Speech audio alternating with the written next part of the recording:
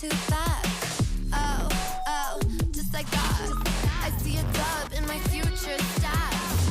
Oh, I know a place you can go. The doghouse outside my massive abode. It's lovely, it's cushy, and sometimes it's cold. Now sit and watch me get this gold.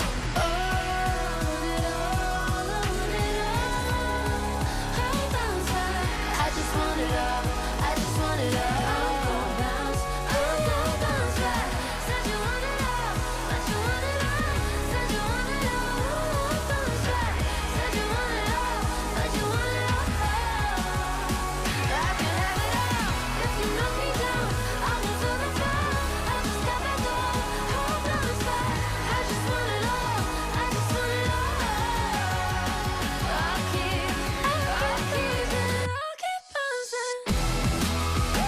Yeah, I'm bouncing back. Yeah, I'm bouncing back. I keep coming back. I can't hold it back. Yeah, I'm bouncing back. I keep coming back.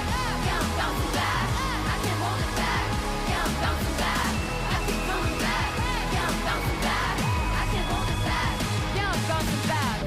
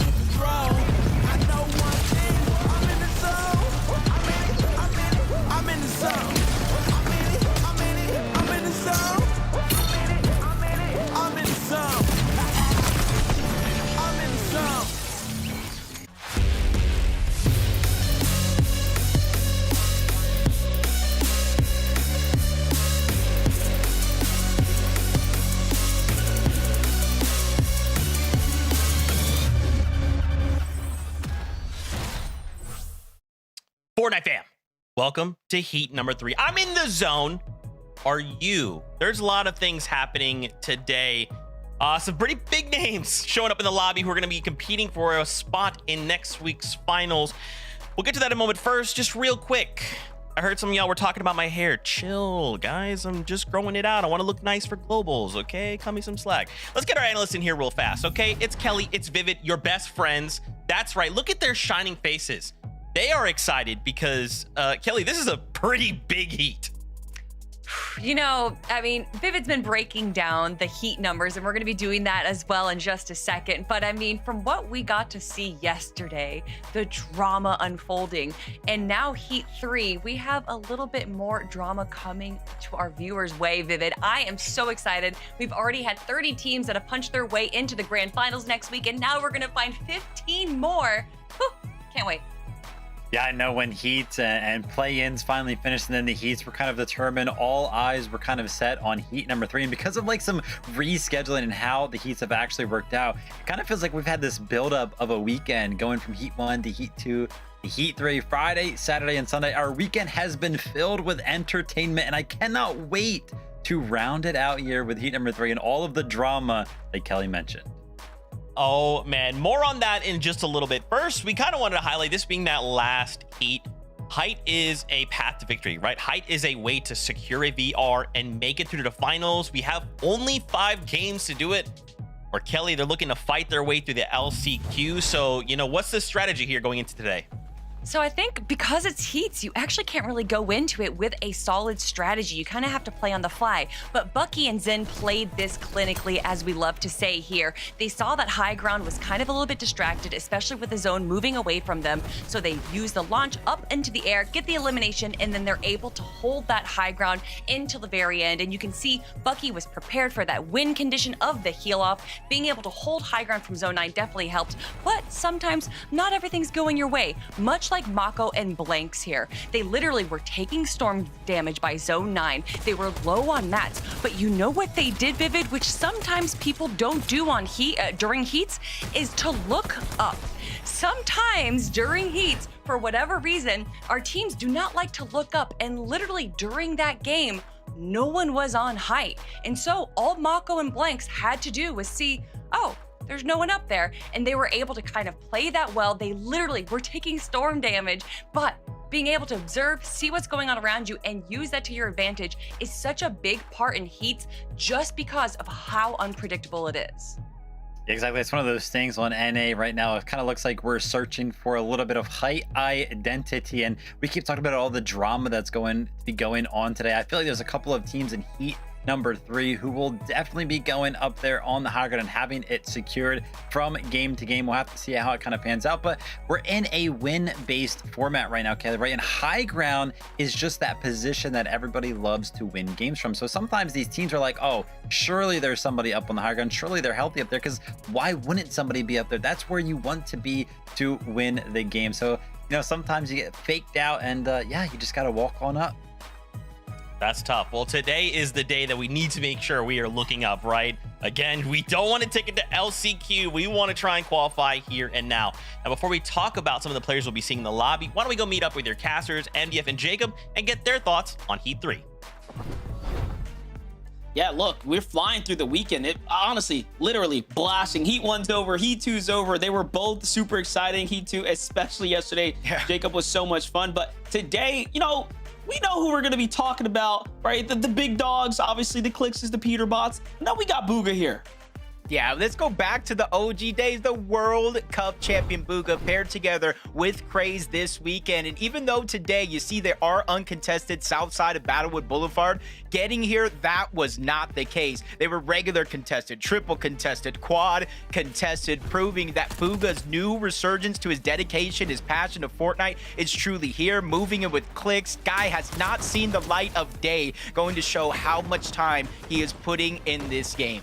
You know, Bugha's really interesting. He manages to stay so consistent year in, year out, and then he picks up new teammates all the time. You know, the last throw we'd say was when he was paired up with Oya, but you know, the pressure was on him. Oya was young back then. Craze is almost in that same situation where now he's the underdog. He's the new guy kind of stepping up to fill in pretty big shoes, we might say, right? Playing in the shadow. That is, of course, Bugha, one of the highest, most earned, most accoladed players in the Fortnite space. Jacob, how do you think he's going to hold up?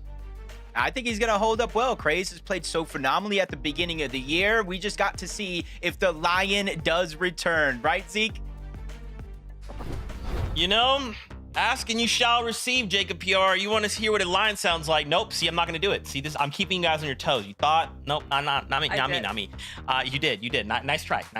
Okay, let's take a look at the lobby itself, right? So we did this in the first 2 heats. We broke down some of the stats of the duos we saw in the lobby. So as we start to kind of bring up some of these numbers, what's interesting is some of these numbers are kind of crazy, right? You know, if we even look at appearances, right?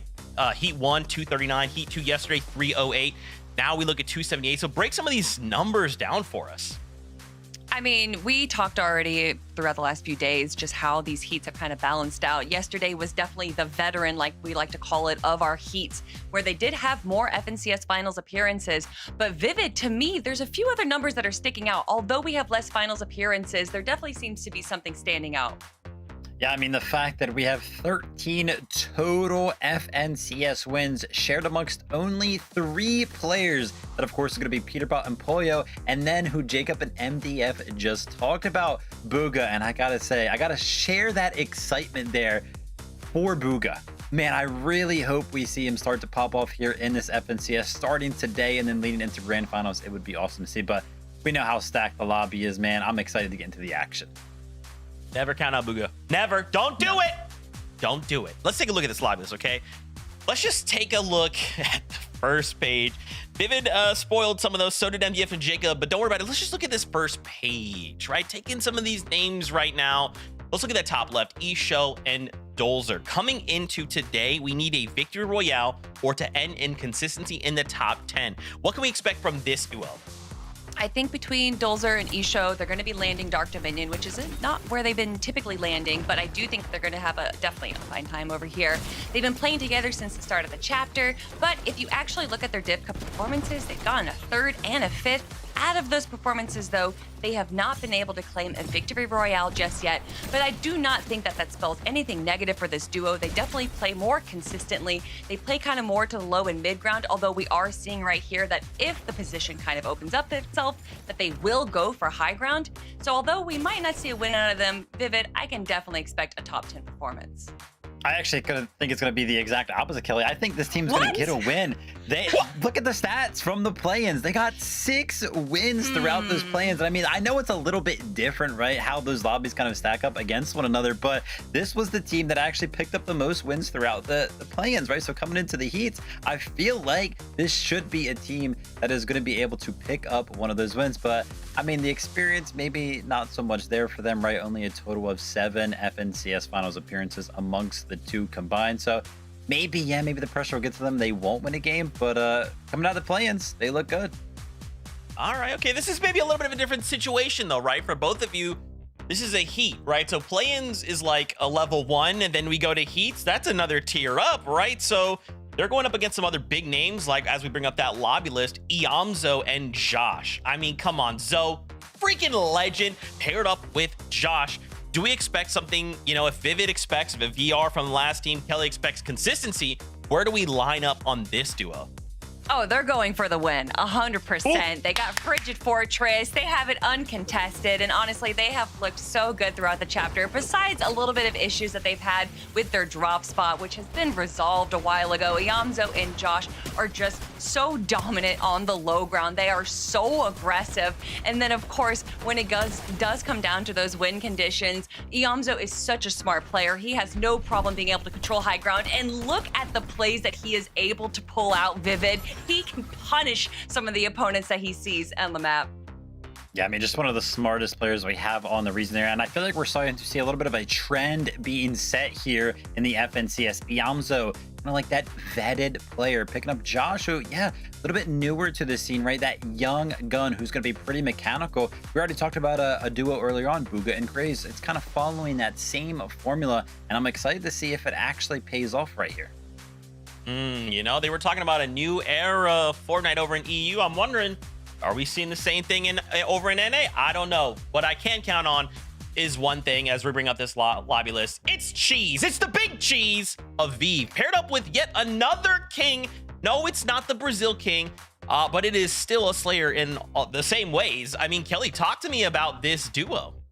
Yeah, I mean, just how it was so confusing for a lot of us to say that this wasn't the Brazilian king just because of how good King Ling has been looking, especially partnered up with Aviv. I mean, Vivid, you were just talking about it. These kind of veteran players such as Aviv joining up with a newer player like King Ling, who has only had, 2 or 3 appearances in an FNCS finals. So once again, just so smart, kind of understanding what you need to be able to fill out your roster a little bit for Aviv. And with a King Ling, a fragger like that, Aviv just picked such a great duo. And I think that they're going to have such a good time in the grand finals. All right, Zeke, a bunch of these duos, they look good statistically. They look good on paper. They look good in some of the games, but lead us into the drama. Where's the drama at on NA right now? Okay, let's take a look at this lobby list. You guys looked at that first list. You're like, man, this looks pretty stacked. Zeke, that's crazy. Let's turn on over to page number 2. Peterbot versus Clix. Happening here early. I can't believe somehow we found ourselves in a situation, Kelly, where 2 of the, we had a rivalry season going on, and I thought, oh man, that's crazy. Foundation versus Ice King. Just kidding. Maybe it should be Clix versus Peterbot. I mean, these guys' story goes back so far, and now we're kind of getting a little sneak peek of finals here in Heat 3. Yeah, there's this episode of Dragon Ball Z where Vegeta and Goku are in the World's Strongest Man competition and they face each other in the first round of 32. And Krillin says, this is like having the last round first. And I kind of feel like we're getting a little bit of a taste of that right now between Peterbot and Clix. And if you go back and you look at the lineage, if you look at the numbers here, there's a FNCS titles obviously goes to the way of Peterbot. But for me, Vivid, it is not looking at the comparisons. It is looking at the growth, the climb that we have seen from Clix and Higgs. And for now, I think that this is the closest that we have ever seen Clix and Higgs be able to take on the juggernauts of Peterbot and Pollo. Yeah, obviously, there's a lot of talking around the town about, these guys going head to head. They're in calls. They're always talking about each other and everything like that. But in game, like Kelly is kind of pointed out, yeah, that skill disparity right now feels pretty close. And even sometimes in the way that they play the game, Peterbot and Pollo, we know exactly what their plan is going to be in the end game. They have been the height kings on NA in the world for as long as I could possibly remember. But taking a look at some of the Clix and Higgs games and how they've played out some of the tournaments, some of the scrim games, I feel like they as a duo also are going to be interested in going for the high ground, or at least they've been practicing it, right? They know the plays, they find the synergy to go ahead and go up and secure the high ground. The only question that I have is, right, they know they're going to be in the same heat as Peterbot and Pollo, the ones that are going to be up on the higher ground for sure. Are Clix and Higgs going to have the confidence to put all of that practice into fruition when they know who is going to be on the opposing side up on the higher ground?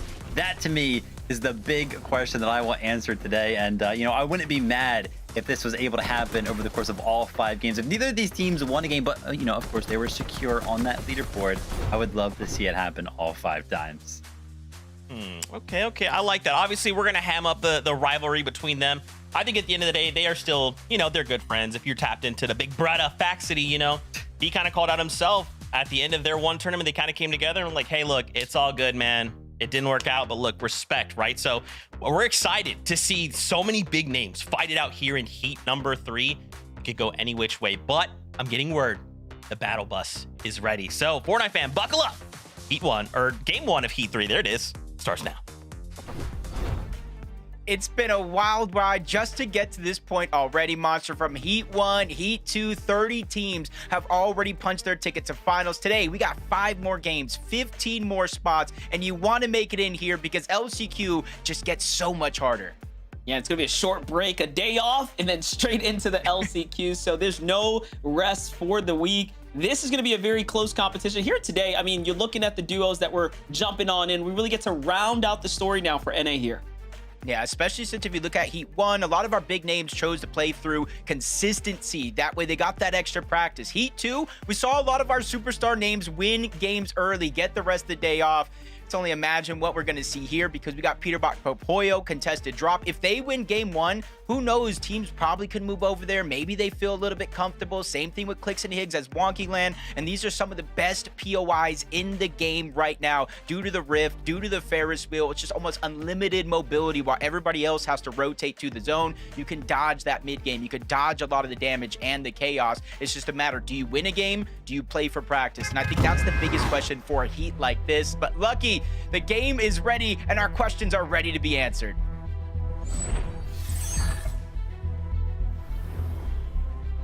Heat number 3, game 1 is here, and now we get to see how things are going to play out. And you laid out all these different scenarios. Heat 1 had its own story. Heat 2 had its own flavor. Heat 3, when you have someone like Peterbot, we've seen him do things time and time again completely different to the normal expectation, and that is normally throwing a boulder in the road, right? Literally causing a blockade for other teams. I'm more curious to see if they end up dominating as much as they can early on and then playing spoiler for other people that can be immediate competition, forcing them into the LCQ. I don't want to name names, right? I don't want to put that on anybody. However, we have seen Peterbot go to that length, and he's willing to go to that extent.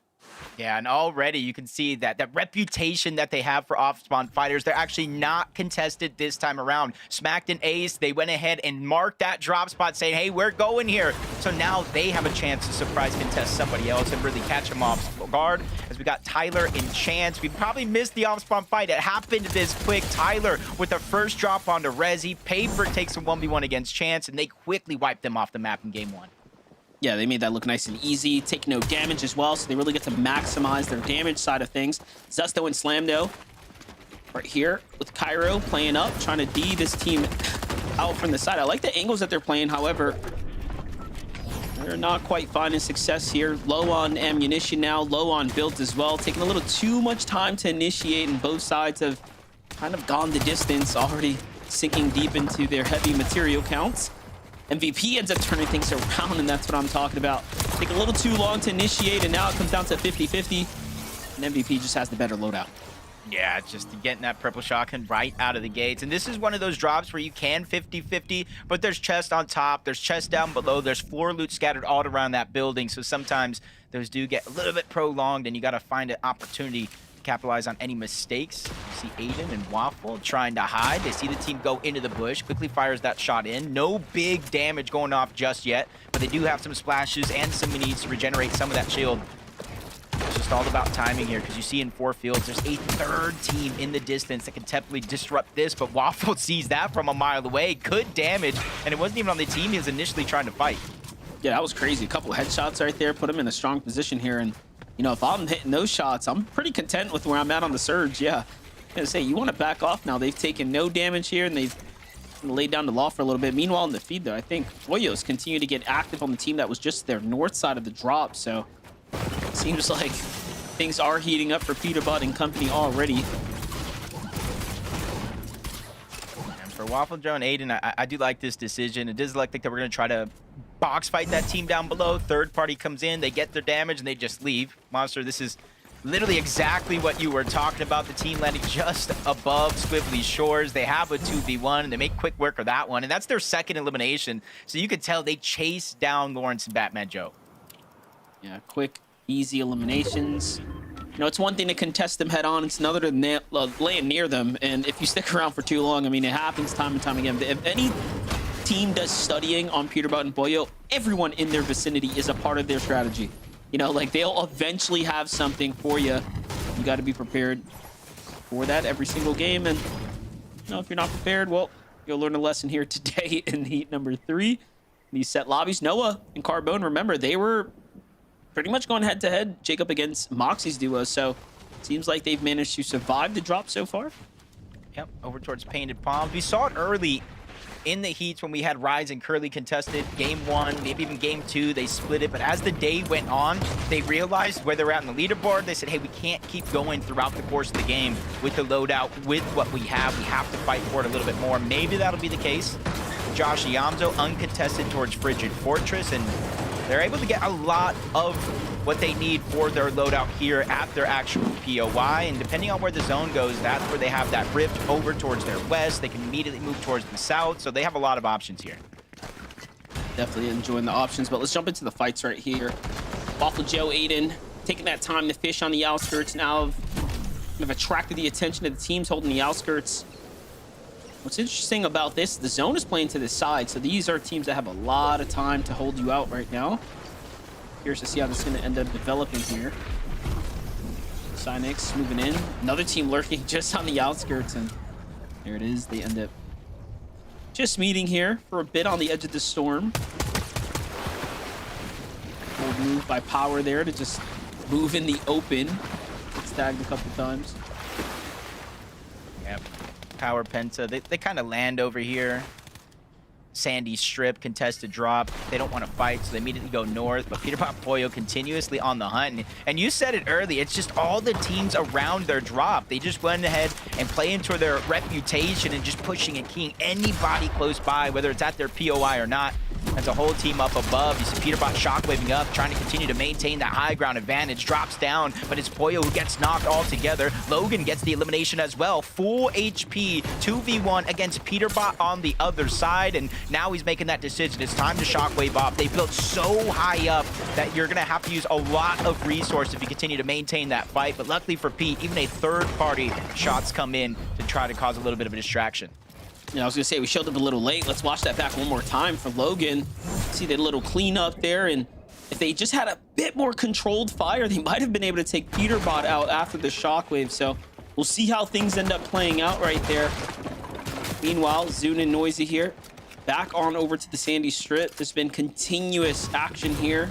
I'd say most notably in game number, or Heat 1 really is where we saw the most of it.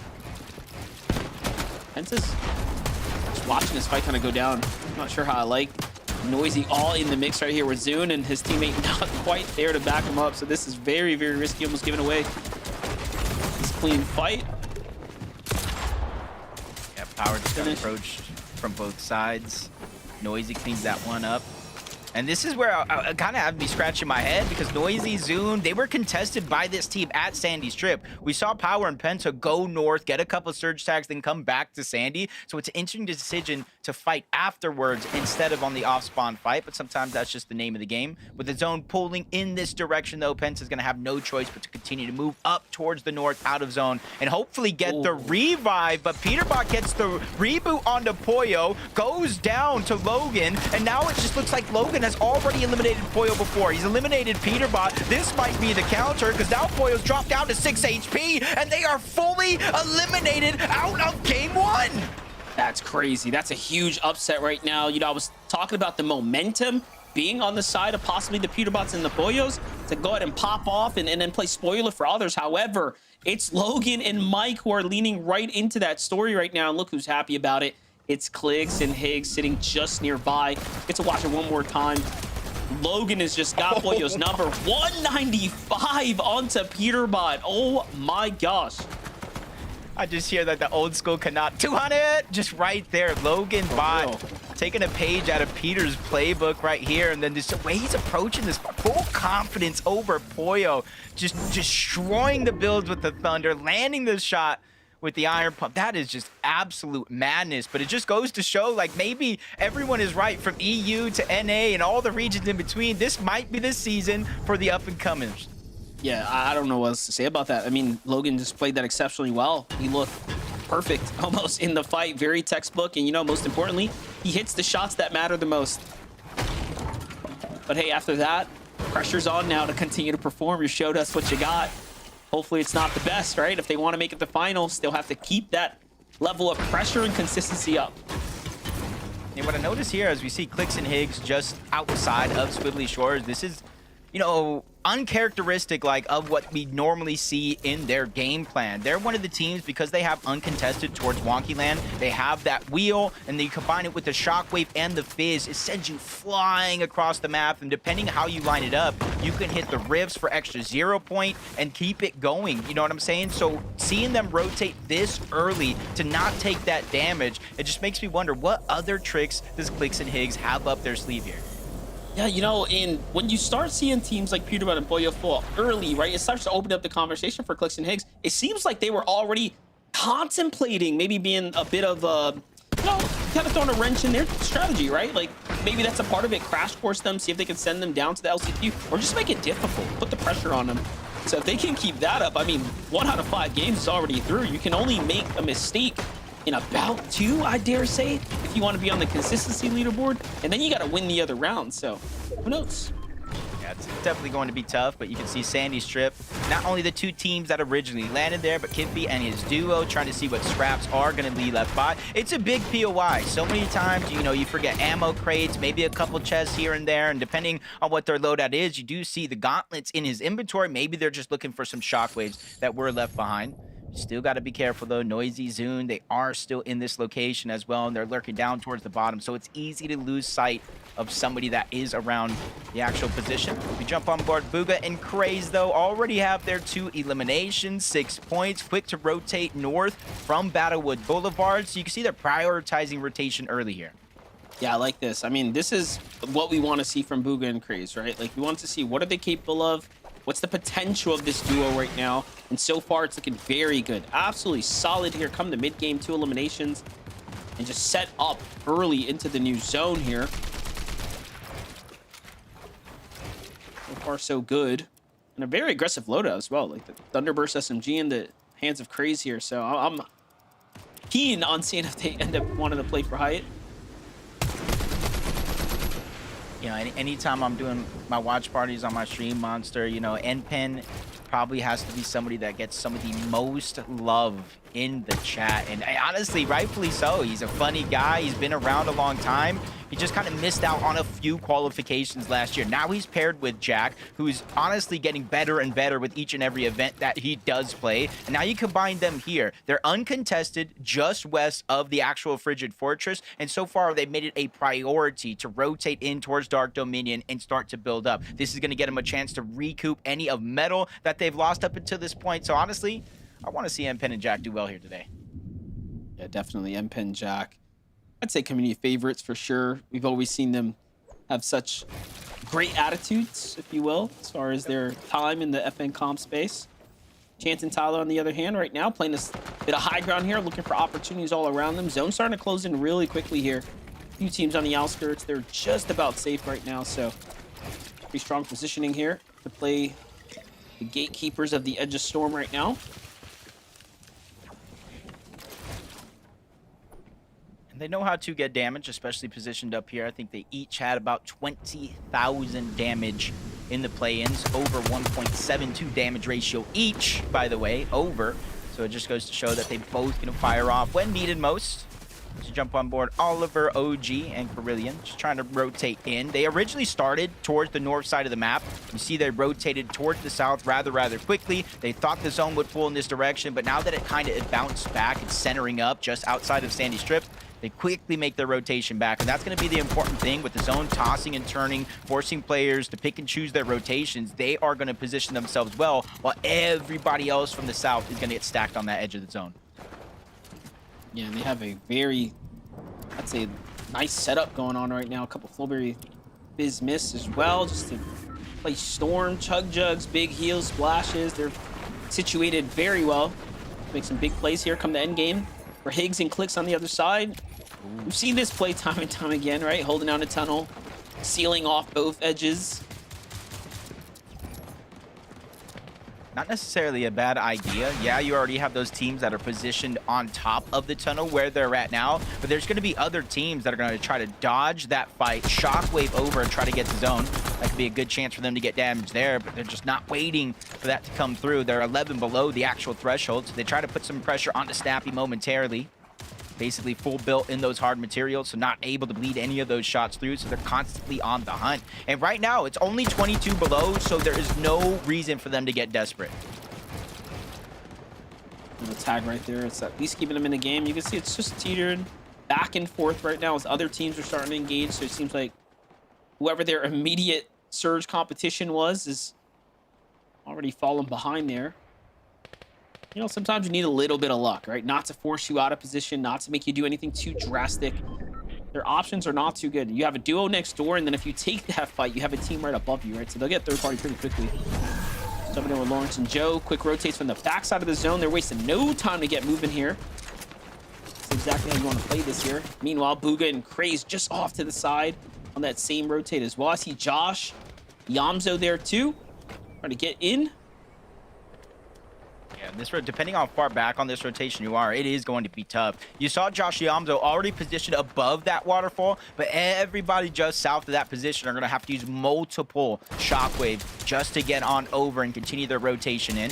Good chunk of the lobby already there, but you've seen the south side of the zone become more and more stacked. You even see where the drop is at. If you look at the right side of the actual minimap, that is a little bit of a river, water, so there's going to be less and less to actually play on. So you're going to have to expend a lot of materials here and into the coming zones if it continues to pull towards the north side overall. There's Oliver and Carillion, 345 above the damage threshold. And you can see they're peeking through the cone, gathering all that information, and only editing out to fire a shot when they realize somebody is out of position. Like what I'm seeing right now is Oliver OG is kind of hanging out right here, but game 1, Heat 3, a lot going on here. We're going to toss it to Zeke real quick for an update.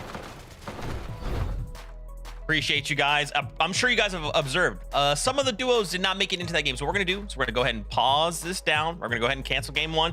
We're gonna restart, make sure everyone's in that lobby, and then kick off the competition. So first, a short break. When we return, more action from the FNCS. Stay tuned.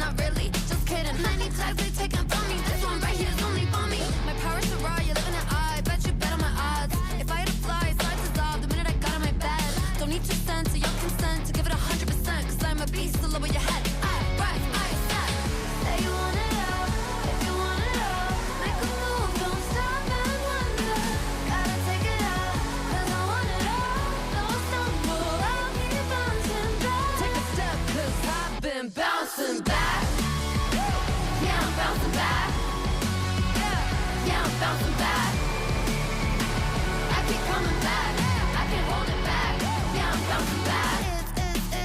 It's just a mission. I do them in my sleep, no commission. I like a side quest, love opposition. With surgical precision, they make losing their tradition.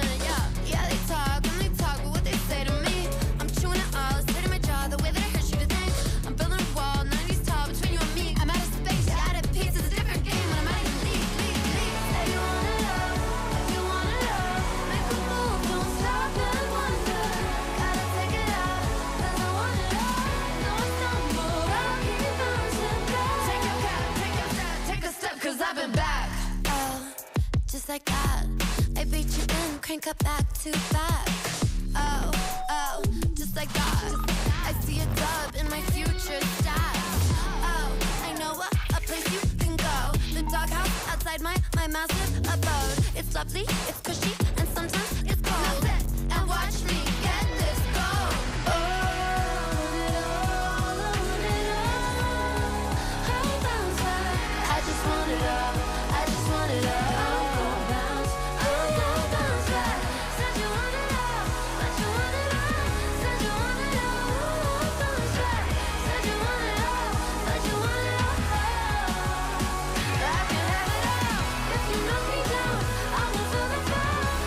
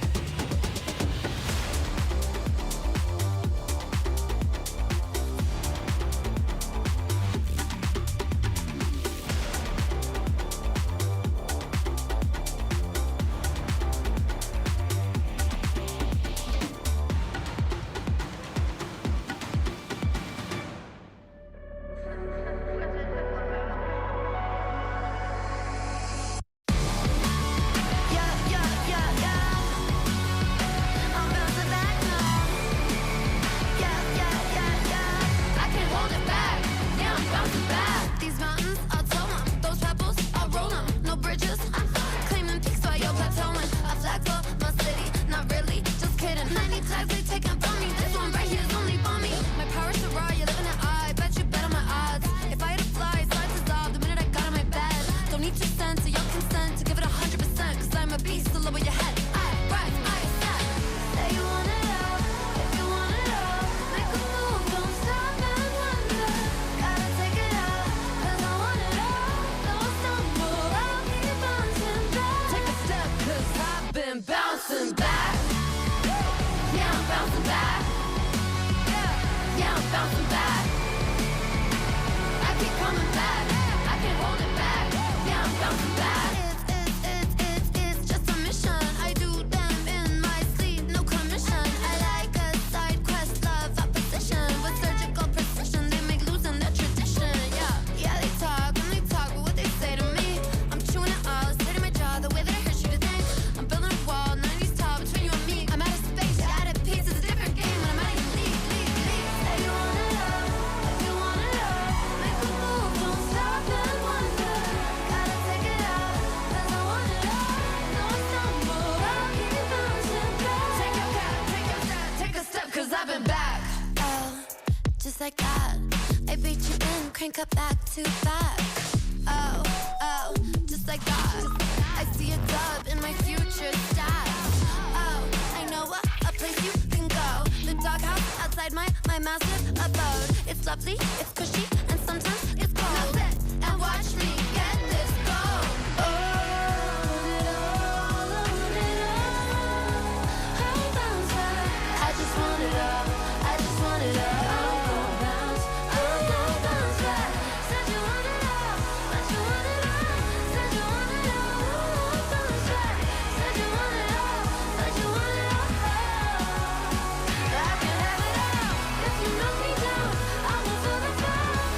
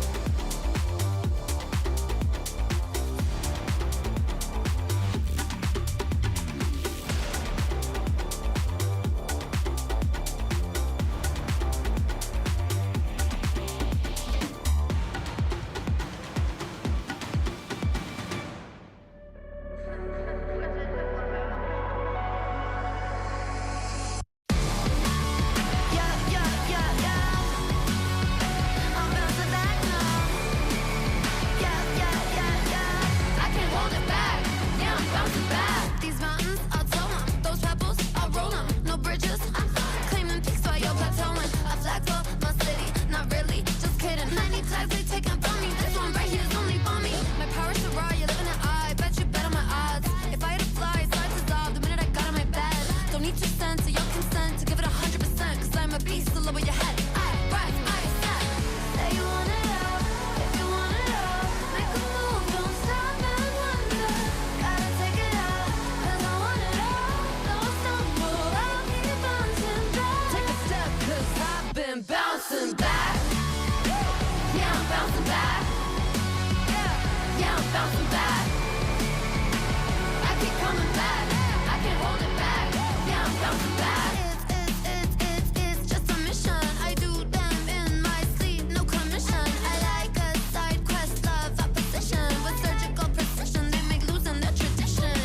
Yeah, they talk, but what they say to me, I'm chewing it all, straight in my jaw, the way that it hurts you to think. I'm building a wall, 90s tall between you and me. I'm out of space, you're out of peace. It's a different game when I'm out of your league. Say you want it all, if you want it all. Make a move, don't stop and wonder. Gotta take it out, cause I want it all. Don't stumble, I'll keep bouncing back. Take your cap, take your step, take a step, cause I've been back. Oh, just like that. I beat you in, crank up back to back. Oh, just like that. I see a dub in my future stats. Oh, I know a place you can go. The doghouse outside my massive abode. It's lovely, it's cushy, and sometimes it's cold. Now sit and watch me get this gold. Oh, I want it all. I'll bounce back. I just want it all. I just want it all. I'm gon' bounce. I'm gon' bounce back. Said you want it all, but you want it all. Said you want it all. I'll bounce back. Said you want it all, but you want it all. I can have it all. If you knock me down, I'll move to the floor. I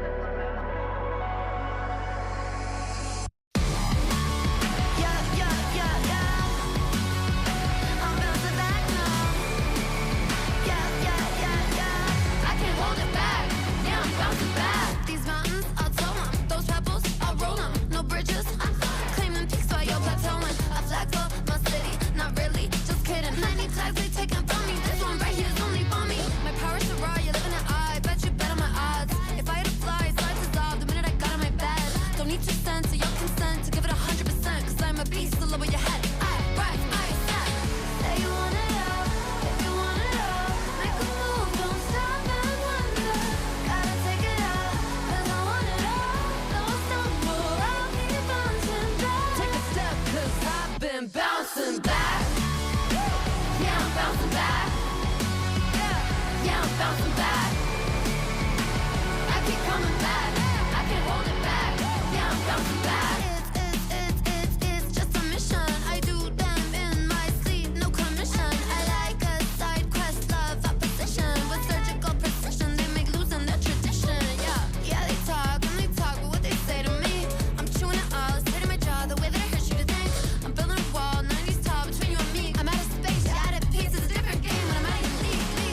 Say you wanna love, if you wanna love, make a move, don't stop and wonder. Gotta take it out, 'cause I want it all.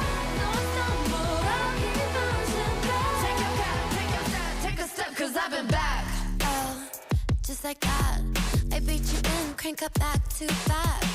Oh, just like that, I see a dub in my future stats. Oh, I know a place you can go. The doghouse outside my massive abode. It's lovely, it's cushy, and sometimes it's cold. Now sit and watch me get this gold. Oh, I'll bounce back. I just want it all. I just want it all. I'm gon' bounce. I'm gon' bounce back. Said you want it all, but you want it all. Said you want it all. I'll bounce back. Said you want it all, but you want it all. I can have it all. If you knock me down, I'll move to the floor. I just got back up. I'll bounce back. I just want it all. I just want it all. I'll keep bouncing. Yeah, I'm bouncing back. Yeah, I'm bouncing back. I keep coming back. I can't hold it back. Yeah, I'm bouncing back. I keep coming back. Yeah, I'm bouncing back.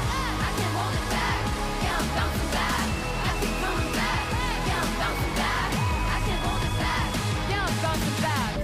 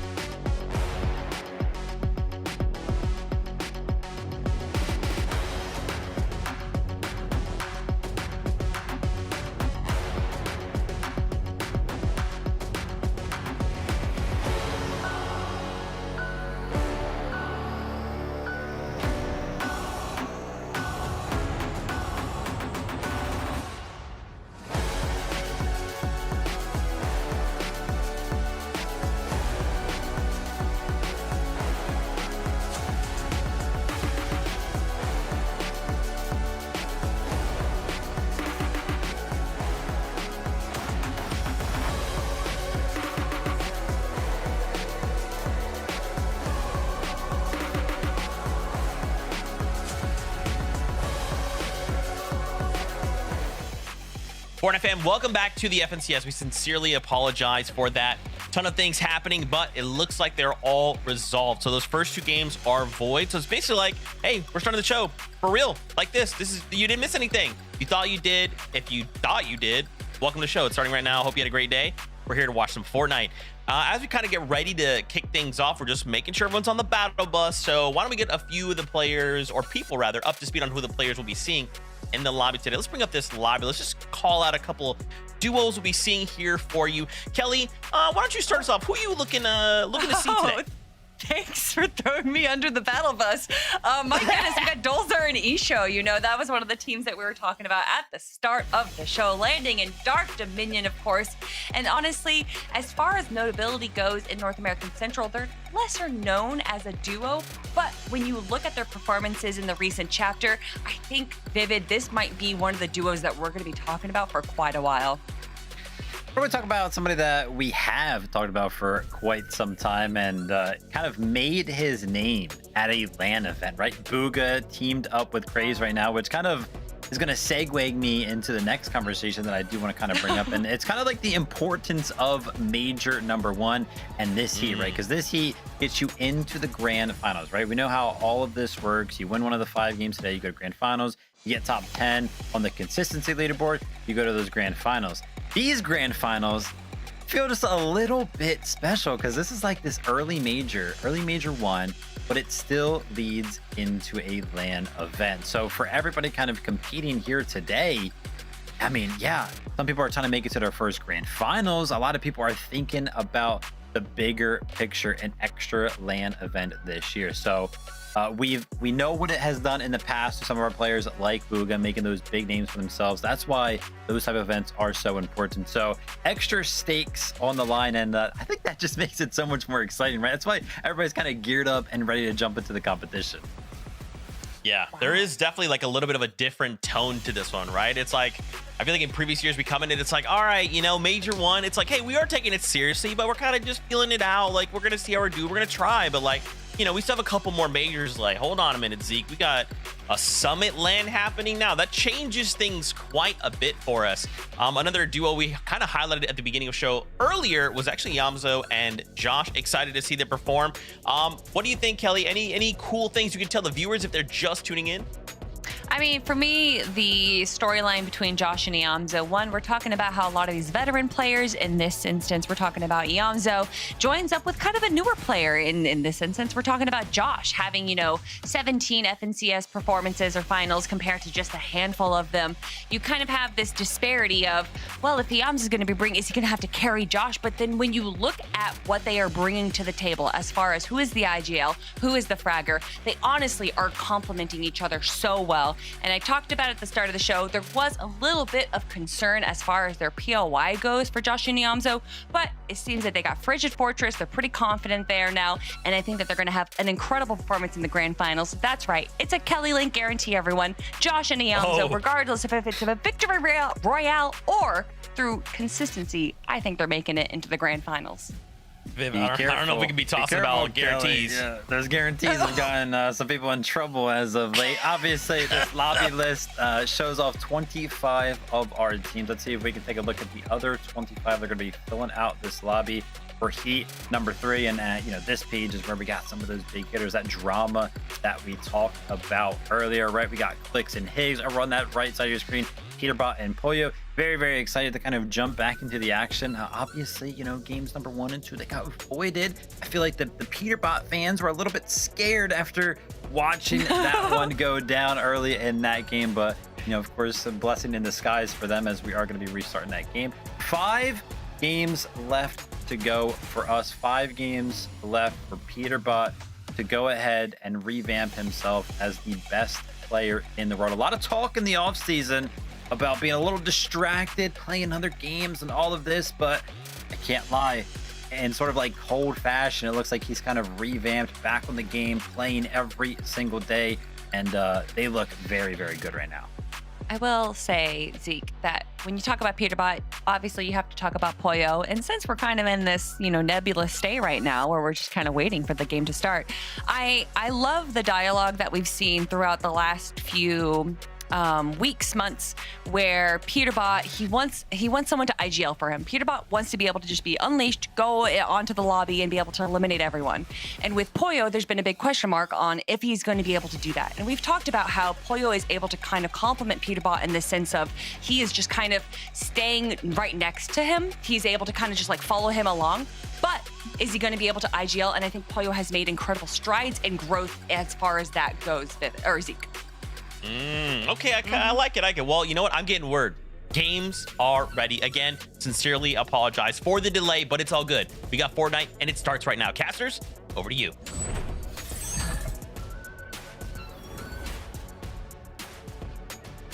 Down in game number 1, Monster, and this is where it really is going to start to get interesting, because even with a couple of mishaps, one of the biggest things that I really look at for players is how does the mental game go? How does it all get held together when things don't necessarily go your way? We saw Peterbot and Pollo go down early, very uncharacteristic like in that game number 1. Now they get a fresh start, another chance at it here, and let's see if they can continue in the stride coming up into this event.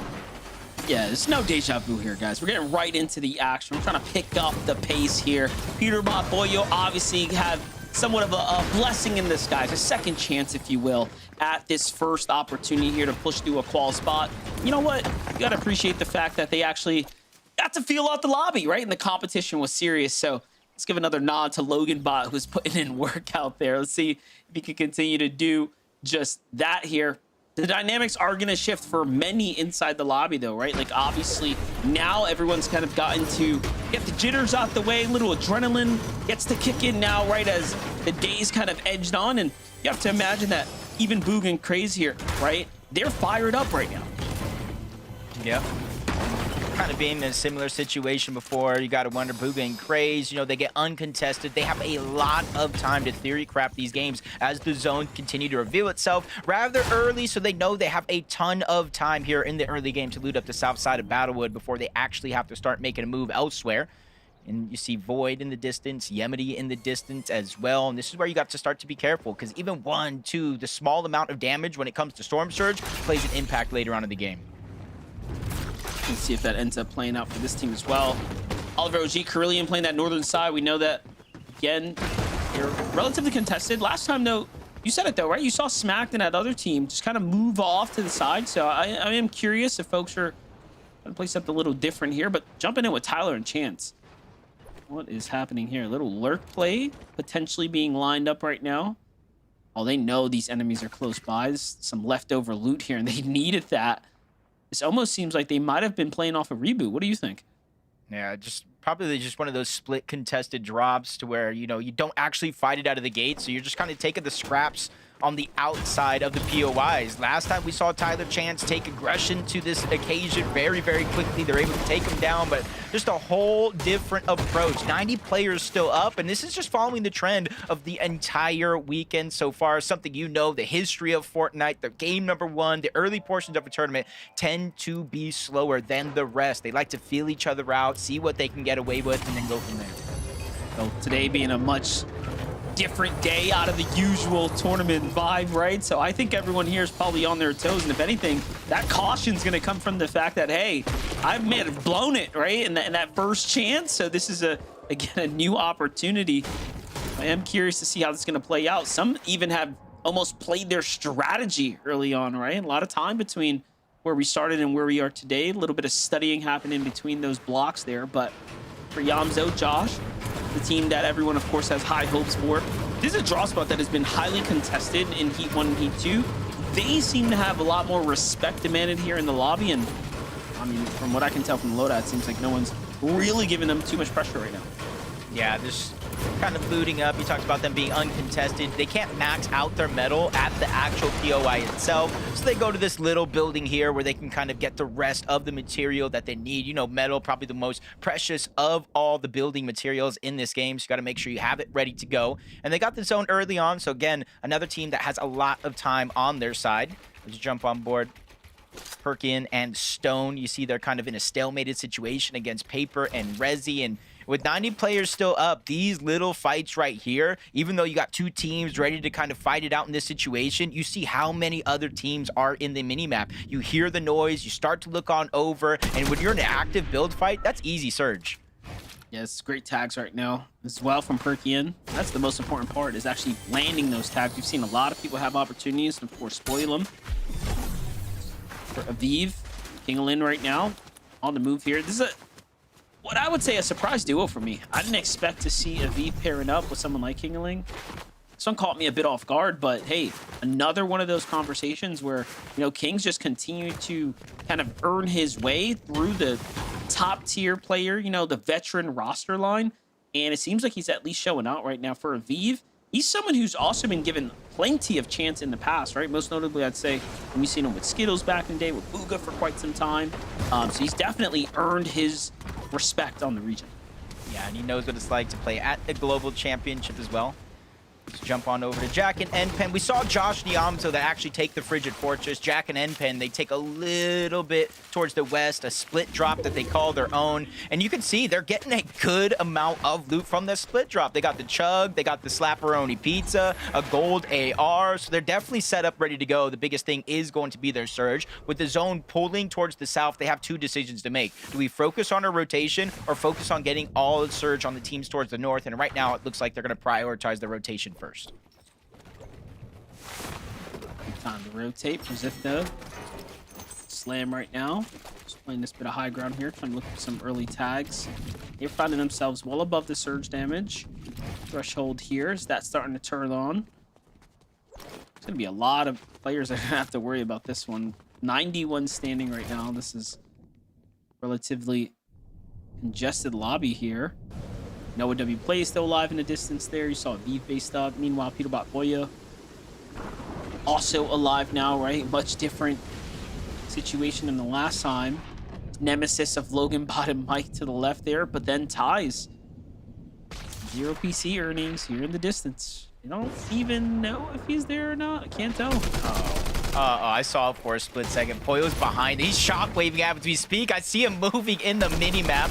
Good distraction coming out from Peterbot. Good damage as well on ties. And there goes the flank from Poyo, the pincer. They get two different angles. And now with the Mythic AR, they're just going to spray into the box, get the elimination on the ties. But I do like the heads-up play from his duo to shockwave out, realizing I can't be the hero. There's no way he's going to get that revive off in that situation. So he's trying to live to tell the tale, hopefully get the revive back later on in this game. But it looks like Peterbot and Poyo are going on the hunt.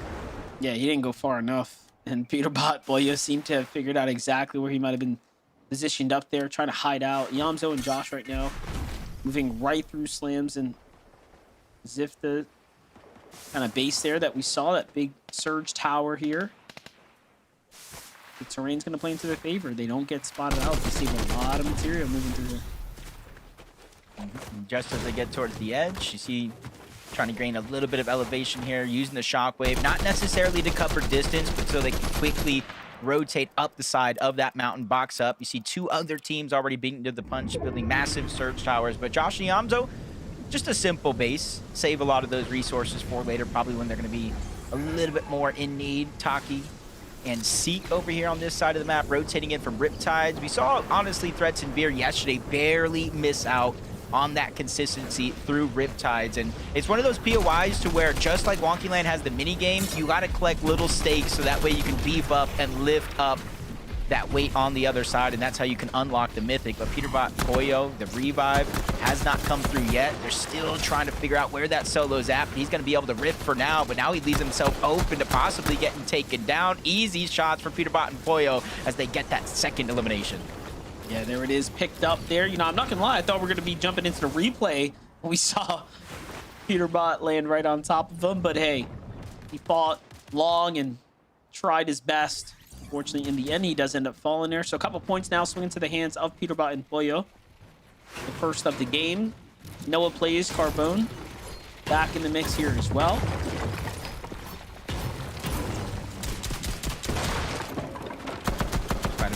Position here. You can see on the mini map kind of what they're fighting for, that mending machine down below, whether they get patch ups, extra resources, depending on which one's there. You can buy splashes, the fizz bomb, and chug jugs, but it does look like they're just going to continue to build up their shield resources. Some extra big pods coming out for Carbone and Noah Plays. And the team right above them, Slam and Zypta, they just kind of ran out. They said, hey, we probably don't have the gold. We just go ahead and rotate in, make it safe now instead of letting this team think we're trying to fight them.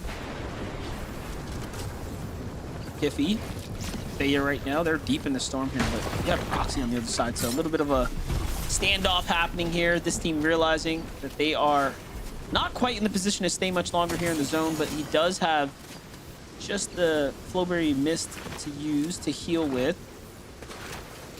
So clock's on a timer right now, right? Things are a little desperate for Faye here if he can't find some heals here quickly. There he goes. Looks like he picked something up. Probably a floppers, kind of like what it looked like here in that moment. Maybe a slurp fish if we wanted to use it. Jump aboard Joe and Lawrence. This is a team that's escaping a lot of what's going on the western side of the map. They land at a split in between Peterbot, Pollo, Clicks, and Higgs. So they're making that right decision to try to rotate quick. A lot of people who game plan those two teams here in this lobby know they like to overstay their welcome inside of the storm. They have the Ferris wheel, they have the rift, so they're one of the few teams that can actually use that as a strategy. Ozone and Golden, as Booga and Craze took the south side of Battlewood Boulevard, Golden and Ozone took the north side. This is where Venom and Curve typically do land, so we might have a possible battle here if we see Golden and Ozone qualify out of Battlewood. Wait, you mean to tell me this is not Tiger Woods playing Fortnite? What's going on?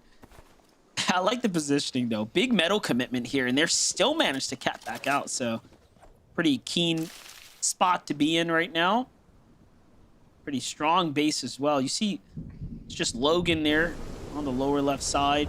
He's kind of lurking about. Meanwhile, Higgs, Clicks, utilizing that same strategy we saw before. This one's going to allow them to send themselves flying into any direction that they want. They already have the map marked, so they know exactly where they want to be here. I was thinking which version. There's two different versions. And right now, they're going to use the basic one right now. And the reason why I talk about two different versions is there's one version here where you combine the actual Fizz with the Shockwave and you do the Ferris wheel, you go up top and glide. But real quick, Noah Plays, 6 seconds left. Carbone's already down. Last time we saw them, they were hiding over towards this vending machine, but a whole nother team rotates in. They're trying to steal it away. Carbone goes down, so he's finally taken out. Noah Plays was eliminated as well, but it's a whole nother third party here in the mix trying to attack. That's Kiffy and Faya. They've returned back in this direction to try to take what they hope is theirs, but you can see why that is a prominent focus. They're 12 below the damage threshold. It's not a reason to get desperate right now, Monster, but they realize in the back of their mind, we're 12 below now in the early portions of the game. That's going to get worse if we don't get damage quickly. Crazy timing too, right? We just saw them rotating on the outskirts, and then, oh my gosh, talk about bad timing. Kiffy's caught off guard. PRX Lice here ends up getting the full finish and an insta down on the him there. And that's what happens if you let your guard down, and I'm sure he's regretting not just splashing and moving in. Meanwhile, Flowberry Mist coming out from Al, just trying to stick around to see if he can pick up the card before rotating out. But also, look at this.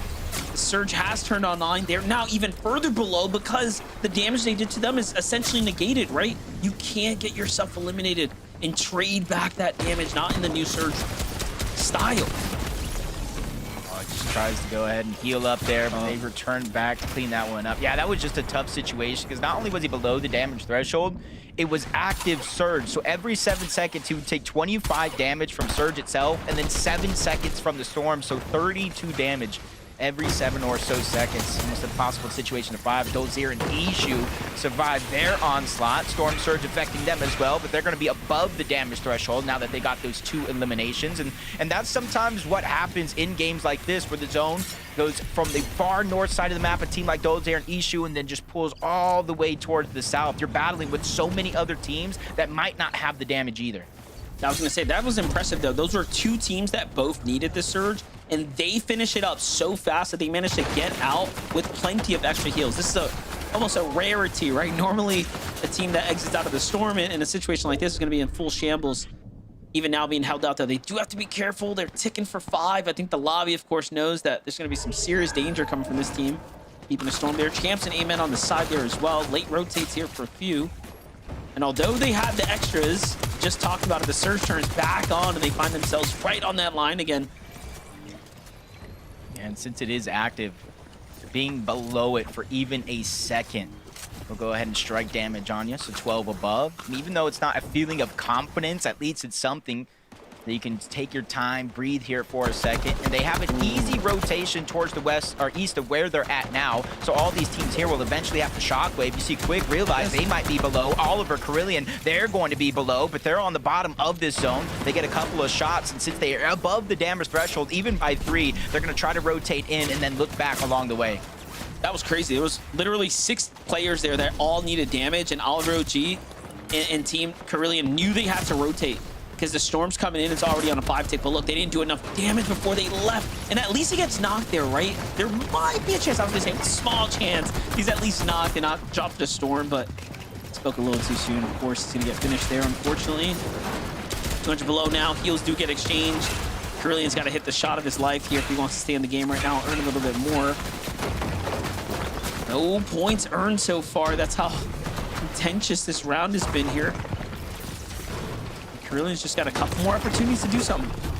Yeah, he's getting aggressive. He knows the situation he's in. Even though Storm Surge will turn off if it gets below certain players in this zone, it needs to go below 40 overall in the game for it to turn off once and for all. As Taki Seek, they try to dodge the solo down below. They run into a whole nother team right in front. Lucky for them, they were already well above the damage threshold. So big damage like that isn't going to hurt them much, but we go into the next zone, the next Storm Surge threshold, and they drop just a little bit, but at least they're still above.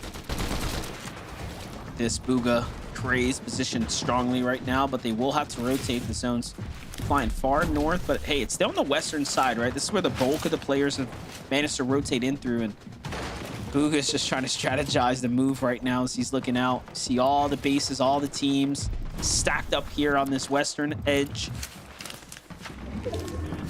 Craze doing the same strategy. Cone peeking here. Peterbot Pollo still alive, dead center. They're gonna have to move as well. See them elevated just a little bit. They have options here. Shockwave, actually use the bounce, or just get the effect and try to run their way in. But it is going to be the first of the two. But somebody drops down low in that instant, blocks the Shockwave from actually letting them move on out.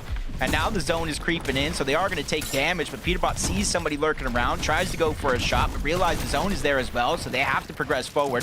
Quickly get staggered out just for a moment. Another team rotating by, but yeah, I like how quickly they're not only just boxing up, getting damage, but rotating yet again. They're not afraid to use their resources here because they know they can get an elimination at any moment. Yeah, and they paired up there, right? Not to burn their shockwaves individually, but as a team instead. Meanwhile, Clicks and Higgs, little deja vu at action here. After, of course, playing for high ground, they found their success. They're trying to get right back to it. I don't think they could win this game. I mean, that's just a nice little storybook finish for them, but still a long way from where we are right now to the end. Of course, Peterbot Pollo knows is up there. You can see them already eyeing up that competition here, and I'm surprised Clicks and Higgs haven't quite fired back just yet. Seeing that it's metal builds on second high ground, right? That's an immediate threat for anyone that's on height.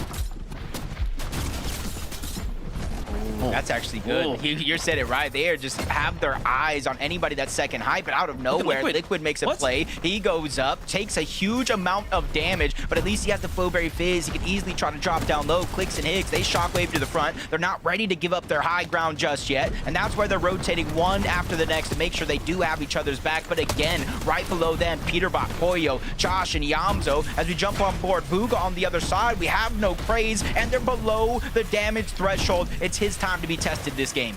Yeah, he just went from like prime positioning to worst case scenario. No teammate, and the Surge puts in work onto him. Unfortunately, the pressure is on, but hey, it's all good. We're underneath the 40-player threshold now. He just has to play exceptional Fortnite at this point. See some loot in the background, knows he's got pieces to work with, and there's some extra heals there too. So let's see how much is left here. Oh, he's going for the deep heal off early. I can actually respect this, right? This is for positioning. This is for consistency. Take a look at Peterbot's side, though. Pollo here backing him up. 9 eliminations for that team. Yeah, it might not be looking pretty for the win just yet. However, they are earning so many points right now. Yeah, and you can even see why Bugha's staggering himself. You don't want to get caught in the madness that is this, but Peterbot and Pollo continuously on the hunt, and they're watching out from all angles. Now they're looking up, noticing that Clicks and Higgs are dropping down lower and lower. They get the elimination, but it's neither one of those. It's Joe out of nowhere that cleans that one up, and they just get him a little bit further in this game. You see empty item slots, low on materials. Peterbot trying to go for another elimination, but doesn't get that chance. Pollo gets dropped down to just 75 HP. Both of them struggling to try to survive as Peterbot gets taken down. Top 16 situation here, and Pollo's already forced to clutch up. It was actually Bugha in the bottom right screen who takes down Peterbot, who's now taken to the storm. The Siphon's going to kick in any second now, any chug jugs. Bugha is playing this so smart right now, and that's the difference in timing your way from inside the zone late like that. He makes a perfect use of it. Bugha now is trying to eye up high, trying to figure out the situation, what's going on. Pollo on the other side, just healing, playing the late storm as well, trying to play for positioning. And on high ground, of course, Clicks and Higgs, as vulnerable as they are right now, they are pushing for a win here. And Pollo is just going absolutely massive right now. 14 eliminations as a team, 8 by himself. He picked up a couple more. The Siphon match is better than he was before, but now he's becoming the target of the high ground. Clicks and Higgs, they're dropping down one at a time. Higgs is trying to play Disruptor to take anybody out that's in his path, and that was Pollo that was next, but he lands a huge haymaker, making Higgs think twice about that situation. He's going up. He's going for it all, trying to box onto Clicks, pushes him outside of the zone. Higgs is no longer there. Clicks waves up. They're battling for the high ground right now, but the third parties come in. Higgs on the high ground as well. This is complete and utter madness in the early portions of Heat 3. This is perfect, and Higgs making it look personal, right? Making sure he's got Clicks' back at the blink of a moment. If he needs it, he's there, and this is what makes Higgs an exceptional teammate. Clicks and Higgs now back up with one another here. Pollo forced to low ground. He's got nothing left. A top 5, though, is so impressive. Meanwhile, Josh Iamzo get the gift that they're looking for. They're at 10 eliminations. Clicks and Higgs has so much pressure now, all because Pollo ended up pushing them back. This is a good opportunity for them down below. You got Liam and Chimp as well. Those are our 3 teams, but we also have a solo trying to run wild and pick up at least a top 3 by himself, but he's getting pressured from above, pressured from down below, and now it's all duos left in this situation. 3 final teams. Josh going for an elimination. He gets caught out, stuck for a moment. He goes down. Iamzo's now left by himself in a 1v2 situation. This is the trio from Globals now going at it to see who qualifies for the grand finals. Iamzo goes up. He gets a down onto Higgs. Now it's him versus Clicks. 1v1 situation. He traps him in the box. Iamzo is going wild here, and he wins the game. Oh my God! That could have went either way, but Iamzo with the reaction speed at the end to win, just clutched up. And then they all have so much story implication because they're ex-teammates. There's just too much happening here, Zeke. Game 1, the return back into the Heat here was exceptional. Yo, what did I just watch? Oh my gosh, that was absolutely insane. I cannot believe. It felt like it really could go with, like, in the way of so many different players there, Kelly. I cannot believe in those moments, Iamzo coming in clutch, bro. Oh, he's got to be over the moon right now. Listen, I said it at the start of the show. You're like, oh, is Josh and Iamzo have this? Yes, I knew. Iamzo and Josh have proven themselves time and time again this chapter, and seeing how they were able to handle that low ground, especially with all the chaos going on today, Vivid, that is how I want to start Heat 3. Game 1 might have been worth the wait after watching that one go down. Blink and you might have missed it. Somehow Iamzo finds the edge, right? Finds the high ground over the duo that seemingly had it for the entirety of the endgame. But if you took a quick peek at Clicks and Higgs' loadout right before when they were on the high ground, they really had nothing to work with. So they had to kind of drop down and take the fight. But Iamzo just found the timing perfectly, and I gotta tell you, we were kind of talking about how we expected Iamzo and Josh to kind of play the low ground, play the mid ground. They did just that perfectly. As you can see, before Iamzo even clutches this moment up, they had 10 total eliminations, and then he just closes it out, picks up a total of 12, and wins the 1v2. I will say, Zeke, in these moments, it's literally down to 3 final teams, and Iamzo and Josh are still dropping items for each other. They're still communicating and like allowing, like it seems like they are still playing a completely different game where everyone else is just scrambling, trying to get those elims. They're still just calm and cool and collected, making sure that they are in the prime position that they need to be. That I love to see it.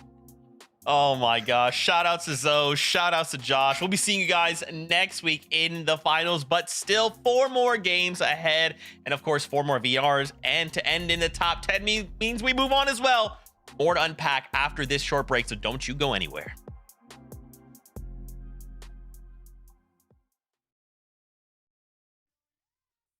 Just a war cry by. This is my world. Watch me arrive. Watch me arrive. Watch me arrive. Watch me arrive.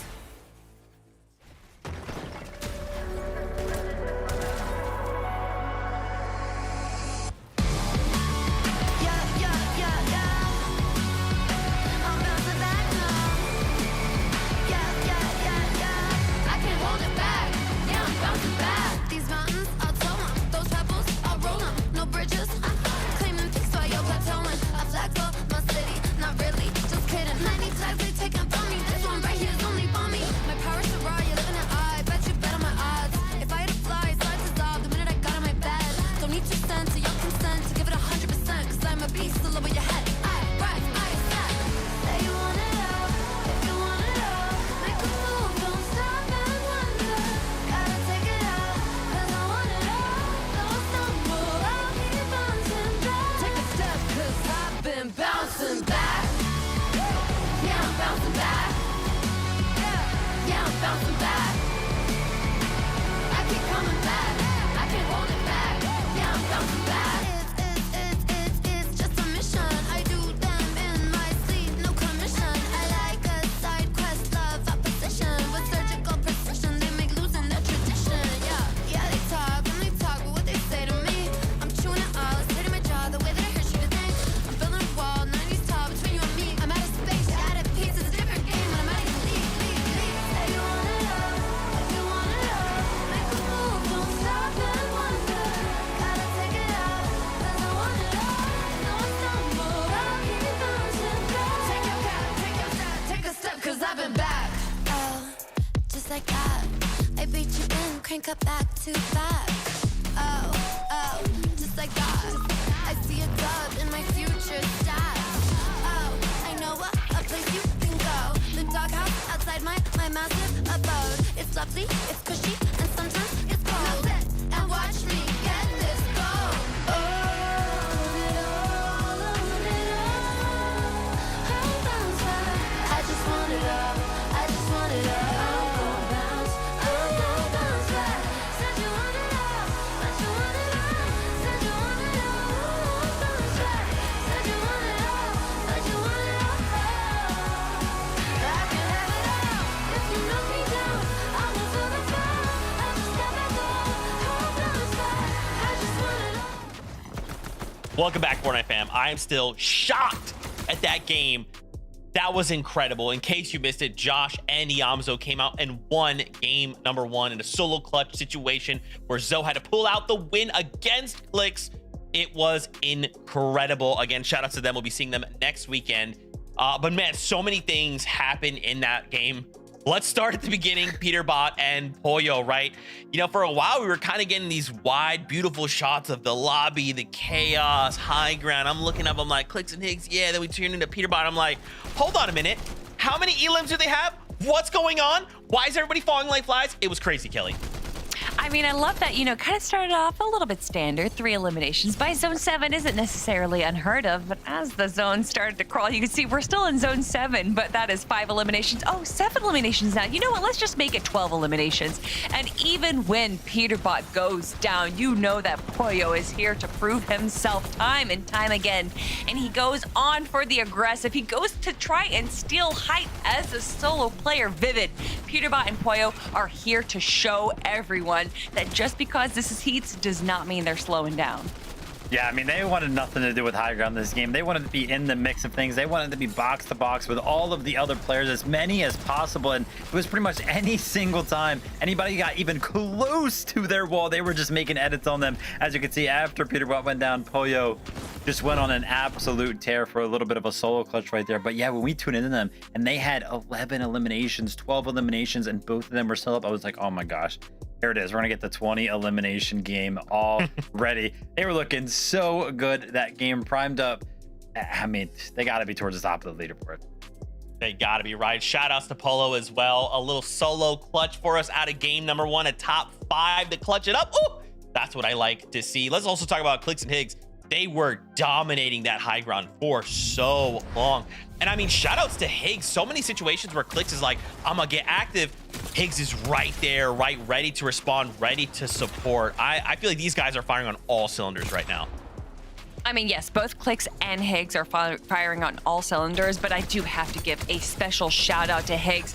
Being able to be aware of the high ground, kind of paying attention to if anyone's trying to steal height from you, and then also drop down, get the refreshes, make sure that you guys are topped off.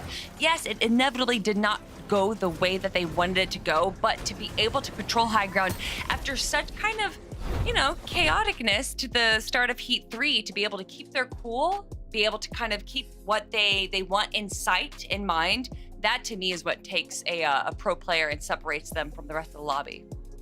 I mean, how did we get so many stories in that one end game right there? We got exactly what we wanted, right? Clicks and Higgs defending off Pollo. Pollo almost clipping both of them for the 1v2. And then also Yamzo in the mix, right? Kind of returning to the trio. But yeah, I'm not going to lie. I kind of talked about it when we kicked things off here for Heat number 3. I was like, yeah, obviously we know Peterbot and Pollo, they want to go for the high ground. Clicks and Higgs, it looks like they want to as well. And I'm not gonna lie, if I would have to take a guess who would I thought would have been up on the higher ground, I would have guessed Peterbot and Pollo, but I was surprised to see Clicks and Higgs had it for the entirety of the end game. So shout out to them. Well played end game. Now, obviously, leading up to those final few moments, right? They did run out of gas, but you know, still they showed up in second place. If we're looking at consistency, that's a great way to start, right? So love to see that from them. I also wanted to highlight this Bugha in a solo clutch situation for quite some time. I mean, this is looking really good. And what's crazy is Bugha was the one that knocked Peterbot, right? So while they're going crazy, he's like, okay, all right, I've had enough. Peterbot, calm down. All right, everybody play out the lobby. I mean, that means that Bugha is better than Peterbot, right? I mean, if you look at the accolades, if you look at the money earned, I don't know, there's disparities in money. But regardless, Bugha, time and time again, everyone likes it. And I'm going to be very candid with it. People like to always say that Bugha's washed. And then somehow, time and time again, he always proves himself, making it to every FNCF's Grand Finals, making it to the top 10. He just showcases that regardless of if this is 2019 or 2026, that he is still at the top of the leaderboard.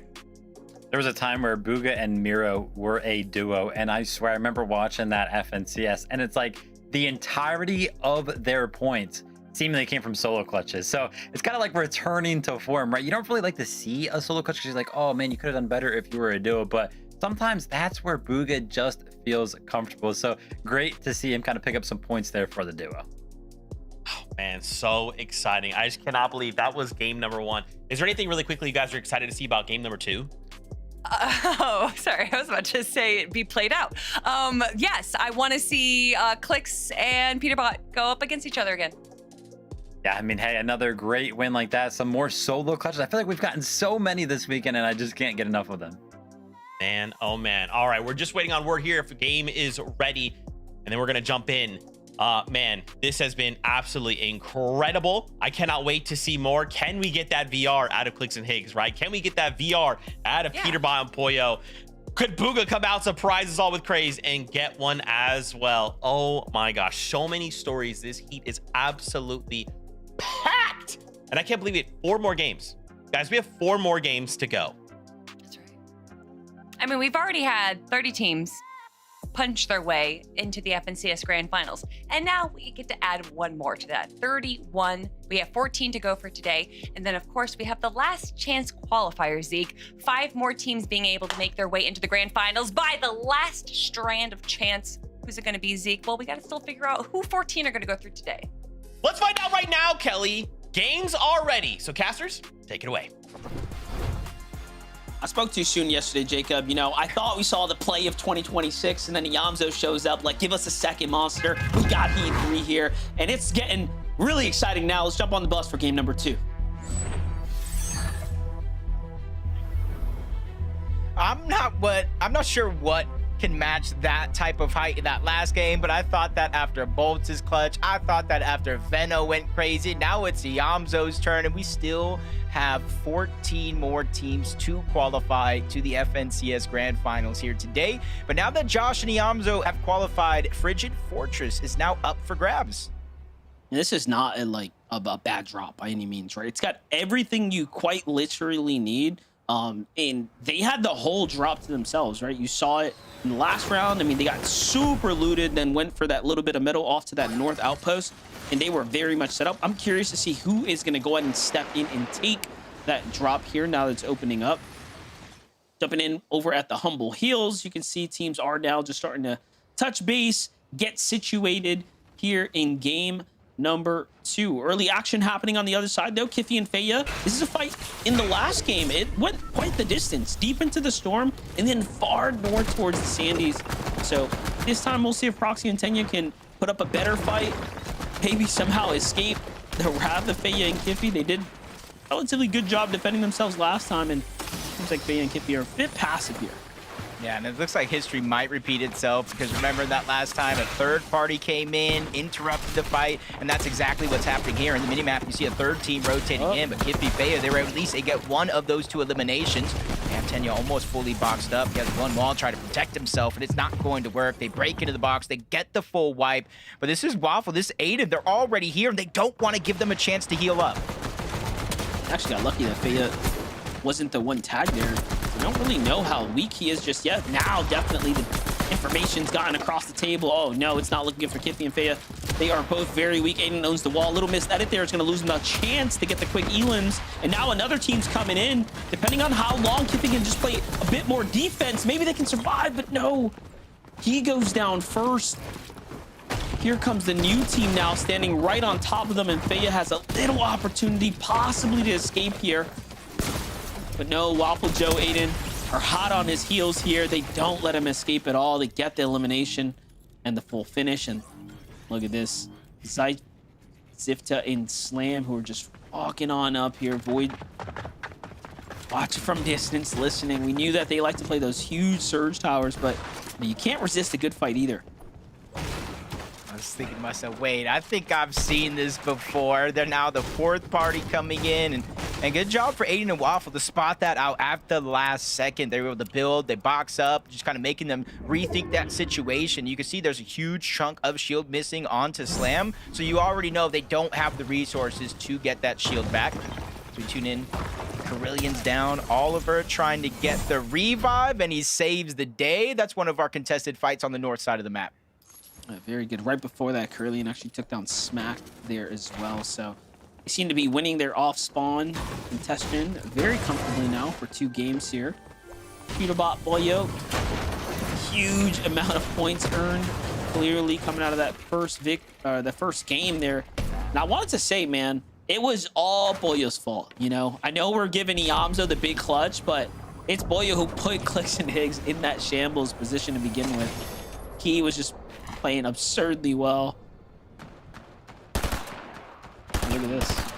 Didn't thin out the lobby. I wonder if that first time that Peterbot and Poyo fought Logan and his duo down there, maybe they're second guessing it. It might not be worth it. They already have their POI uncontested, and they get the gas station with the slurp truck just outside of it as well. So they have a ton of loot. Just don't need to be greedy in this situation, especially with a big solo clutch by Poyo to kind of keep them in line with a lot of the other teams that are performing well today. Is Taki landing some good damage onto Hazard and Chaotic. Just kind of accumulating that Storm Surge, so that one less thing to have to worry about as the game progresses. But landing over at Riptides, they were able to get that mythic Iron Pump. One of the few weapons in the game right now, Monster, that can one pump anybody, even if they're full health and shield. Super powerful in the right hands. Taki, obviously a veteran here. Just to add to that Logan, like the Logan Peterbot dynamic, I think it's the opposite. I think Logan's like, hey, I can't believe we won that. I'm 1-0. Let's just stay away. We know what they're trying to do now, and we managed to survive the storm. So I think they're actually avoiding catastrophe by playing even further out from Peter Button. Boyo. We'll see if they end up clashing before the day's over. Jumping back with Zune and Noisy, though. We have Noah Blaze and Carbone just on their defensive stance right now. They're opting to play the low ground. Don't like what I see on the material count for Noah and Carbone. Seems like things are looking a bit rough here for them. Have to be careful. This is another team just south of Sandy Strip. You can already see it in the mini-map. He's hearing the noise. He's getting a little curious here. Is this something he could land one shot, maybe jump into the box, take advantage? But Carbone and Noah Plays playing the low side of this entire fight, boxed up, making sure that they have full control over their pieces. And this is a tough situation for Noah and Carbone. You can see their material count drastically low for being at this point in the game. So the longer they stay here, the less chances they're going to be able to accumulate anything. But I did see it in the feed. Higgs did get a drop onto 1-2 players with Oliver and Carillion. So that game-saving play to start the day might not mean so much with the aggression coming out from Clicks and Higgs, but he takes a huge shot, drop down to 60 HP. That's going to allow for Higgs to try to get a little bit of pressure here. Allow for Clicks to heal up and not allow for Carillion to do the same. It is another set of points earned there for Higgs. They're going to go ahead and dance on Oliver and Carillion there. So they might have won the drop, but unfortunately Clicks and Higgs have a strategy of their sleeves to rotate north and take him down. That's going against the plan as well. Zypta, Void Slam, come on in, and they find themselves that elim that they've been looking for here on the edge. This time, though, it is unfortunately going to be Noah Plays and Carbone. And they show up just in time, too, right? Noah and crew had great amount of heals, as you can see here, but they did not have the material count to really stand things out. Look at how it ends up playing out. They walk right up to the wood walls, catch them completely off guard there, and just make it work. Yeah, they weren't even the originators in that fight. That was the team I told you from south of Sandy Strip, hearing the noise, rotated in. They played that lurk perfectly, not to just get one, but both of those eliminations. Even if they don't get a lot of loot, it's the Storm Surge, I think, that's most important for that situation. As Cole and Madden trying to get out of Frigid Fortress. They land just north of the actual POI, east of the mountain where Oliver, OG, and Carillion land as well. It's a little bit of a split drop. They don't necessarily get a chance to get all of their resources, so they kind of stop places along the way to make sure they have the mats maxed up for the end game. See how it's going to be looking now. So we're jumping on over with Booga. We'll update with Craze here. It's playing a bit of a cheeky spot. You could call this a little lurk, if you will. To see if anyone's going to be walking by. Yep, they find Ties here in his duo. Couple tags set them up, but no knocks. Nothing fancy to really give them the reason to push here just yet. Time to rotate out. I was gonna see great play for them. Again, Booga crazed. They got a good feeling of how each other wants to play. They just kind of position towards the bush for Booga. They're not necessarily trying to all out 50-50 fight, get eliminations here. He's just trying to build up the Storm Surge so that way he can make the rotations he does. Booga's one of those players, as he IGLs, he likes to make far and slow rotations and get in on dead side of the zone overall. And right now, with the zone pulling towards the west, he's staying towards south of Battlewood. He might be trying to do that same thing here.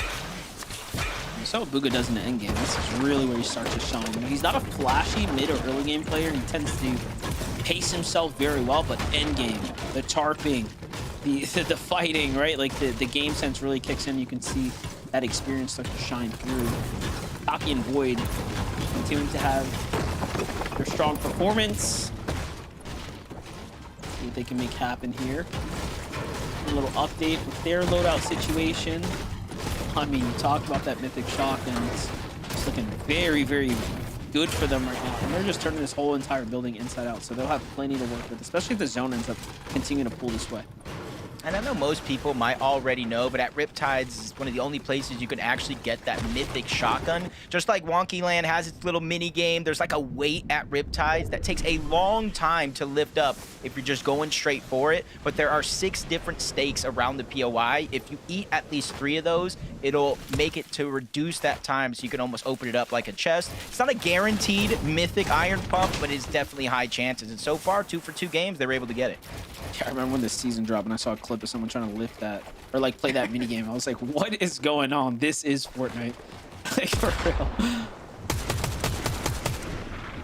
Look at that ozone. Golden here. It's a little bit of high ground over Craze and Booga. Pop shots going out, but Booga and Craze, again, playing for that dead side rotate. You can see there's really not too much resistance on the western side at the moment. A couple teams are on their heels, but Craze just waiting for an opportunity to do something here. 50 damage just like that from Paper and Rezi. It's going to connect. Just kind of caught out. We're going over towards Humble Hills. So where Paper and Rezi are now and where they have to go, you see there's different elevation changes, and they have to go directly into a team that's positioned on the mountain. Towards their west, you see Booga and Craze, and they're kind of just trapped in the middle. We saw Paper before the rotation take 50 damage. There goes Rezi taking over 100 damage. So this is putting Paper and Rezi in a position to where they might have to fight later on in this game, or maybe even right now, depending on what they're at in Storm Surge. Continue to take their time. Clean rotates here all through the valley. On the other side, though, take a look at the fight going down right now. We already knew the warnings were coming out. It's going to force players to battle, but the Vayne and Wave, man, having quite the tough game, too. They're 160 below. 81 players standing, so quite a fair stretch before the surge is going to turn off here. Not going to be easy at all. Again, they're just rotating in the direction of where all players are already positioned on different mountain ranges. Even if they're not on an actual mountain range, they got a surge base, so not going to be very easy to rotate in, especially if you don't actually do have the shockwaves. For Clicks and Higgs, you can see the zone pulling on over towards the western side of the map. We saw early rotations in game number 1. In game number 2, they're sticking to their strategy over here at Wonky Land. They go ahead and build up on that Ferris wheel. And I talked about 2 different rotations, and already you see they're building up towards the top of Wonky Land. This is where you can glide in using the different effects with the fizz, with the actual shockwave as well. There's another one, a secret one, where if you use that full combination and you go through the Ferris wheel, that launches you so far. And if you can combine that with the different rifts that are on the map with low gravity, it extends how far you can actually go. You can almost cover the whole distance of a map in a matter of seconds. Yeah, definitely one of the stronger strategies that are available right now, and that's what makes Wonky such a powerful drop, right? And in the hands of Clicks and Higgs, we'll surely see it before the finals is up. For now, they've earned a lot of points in that game 1, right? So, like, one more endgame like that, and regardless if you get the dub or not, I think they'll be just fine. Seem to be playing exceptionally well. Think about Chimpy and Liam here. I think they did pretty well in terms of Storm Surge in that last game. It's just right now 21 above. They realize they can be comfortable here, position themselves where they need to be, but in the back of their mind, whether if it's this zone or the next, they need to start getting damage because they eventually will fall under the damage threshold if they sit where they're at now. Could be similar for Lawrence and Joe, 231, but they position themselves on the edge, so any team rotating in from either Wonky Land, Scribbly Shores, maybe a little bit towards the south, it's going to give them ample opportunities like this, a little bit of a wide edit, so they have a clear view on players trying to use shockwaves to get in. To the other side, though, look at this. Crazy and Booga finding their little position in the action here. Booga's going to go ahead and take a couple of those slices of pizza, get his HP right back up and into the mix, and there's some options of loot to pick from here, but the fact that they're not pouncing at the opportunities is showing us that they're being very cautious, and they really are concerned with the Storm Surge right now. They've done just enough to stay in the game here. Talk about those smart rotates, trying to play dead side, and it all pays off right here as the zone ends up landing right on top of them. Here comes the reinitiation. This is a very smart fight, right? Not waiting for the surge to kind of give them the warning, but instead knowing that, hey, there's definitely danger nearby. The rest of the lobby recognizes what's happening too. A bit of pressure coming from different angles here, so they kind of ease up right now, but they will have to find some some fights here shortly. Yeah, and depending on how much damage they took from the double lobby spray, they might have to fight the next best team, which would be Booga and Craze.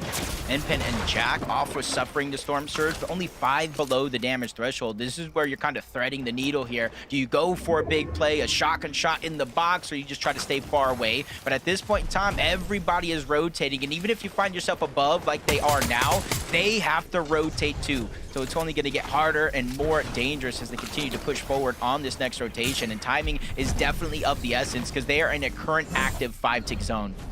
Yeah, and you can see that although they went to the Dark Dominion for that extra loot, it was going to be their biggest mistake as the zone pulls back across it. Peterbot, meanwhile, just doing what he does, man. Finding the important eliminations at the tail end, I would say, of the mid game, early end game now, and that's going to really reward them with the maps that they're going to need to play well here.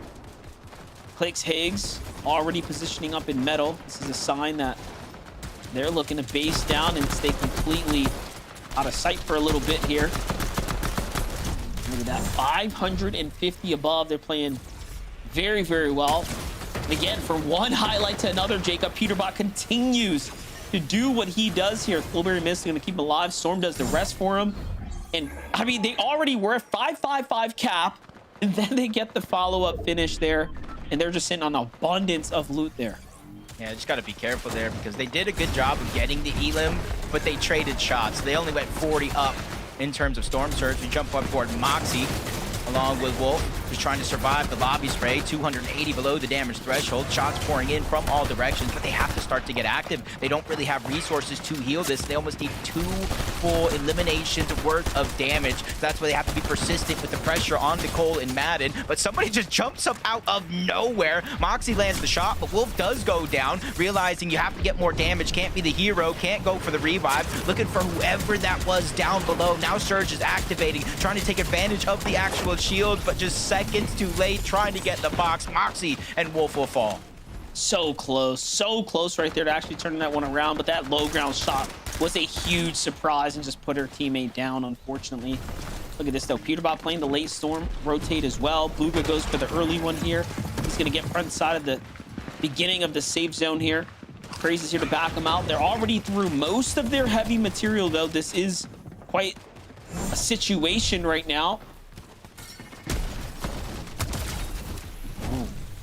Don't even necessarily need it. They already have the 2 eliminations. They're well above the damage threshold. But when opportunities like that come by, you don't let them slip through your fingers. Just accumulating more surge, more points for the actual eliminations. But Peterbot and Poyo, 3 eliminations onto Peterbot. We know how he's getting those eliminations. He's trading big damage, so he's not necessarily going up the Storm Surge leaderboard overall. But a quick lobby spray in that direction. They're able to get 20 more damage to their totals, but they still have a long way to go and a rotation to make that's going to make it difficult.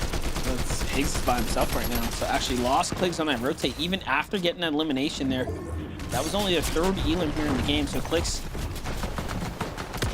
now just has to watch here from the sideline. Higgs goes all in on this player here, and look at the speed at which he was about to actually find that elimination, but that player just barely slips away. The Storm though is on the edge. There's the finish. I think he even had a little bit of surge pressure there too, so Higgs just recognizing that that was an elim waiting to get picked up. Well played for him. Meanwhile, breaks out the outside now, and here he goes to the new zone. We've seen Higgs every highlight now just playing the mist kind of effect into a shockwave here. There's just so much happening here in this endgame. Yeah, just trying to get to the front side of the zone as solos is a necessity. It's King and Aviv finding crucial eliminations here. You can see King from 20 builds to 60. He just got stacked off of that elimination, plus the heals that they're able to get. And for Aviv and King, remember, they won 2 different games in one of the eval finals. And I'm the guy that's thinking, what have you done for me lately? So hopefully they continue that hot streak here today. Taki and Seek trying to break into the box. That team's going to go ahead and disengage on out, giving priority on this rotation to Taki and Seek as they make their way towards the front. High ground early on, Muss and his duo up above, and this is where we're going over mountains. Some recycled builds, Monster, so it's not going to be easy opportunities for them to get elims. Yeah, talk about light builds though. Look at this, Booga, Craze already running out. They're forced to kind of play this mid-ground layer. They're just trying to rat across, right?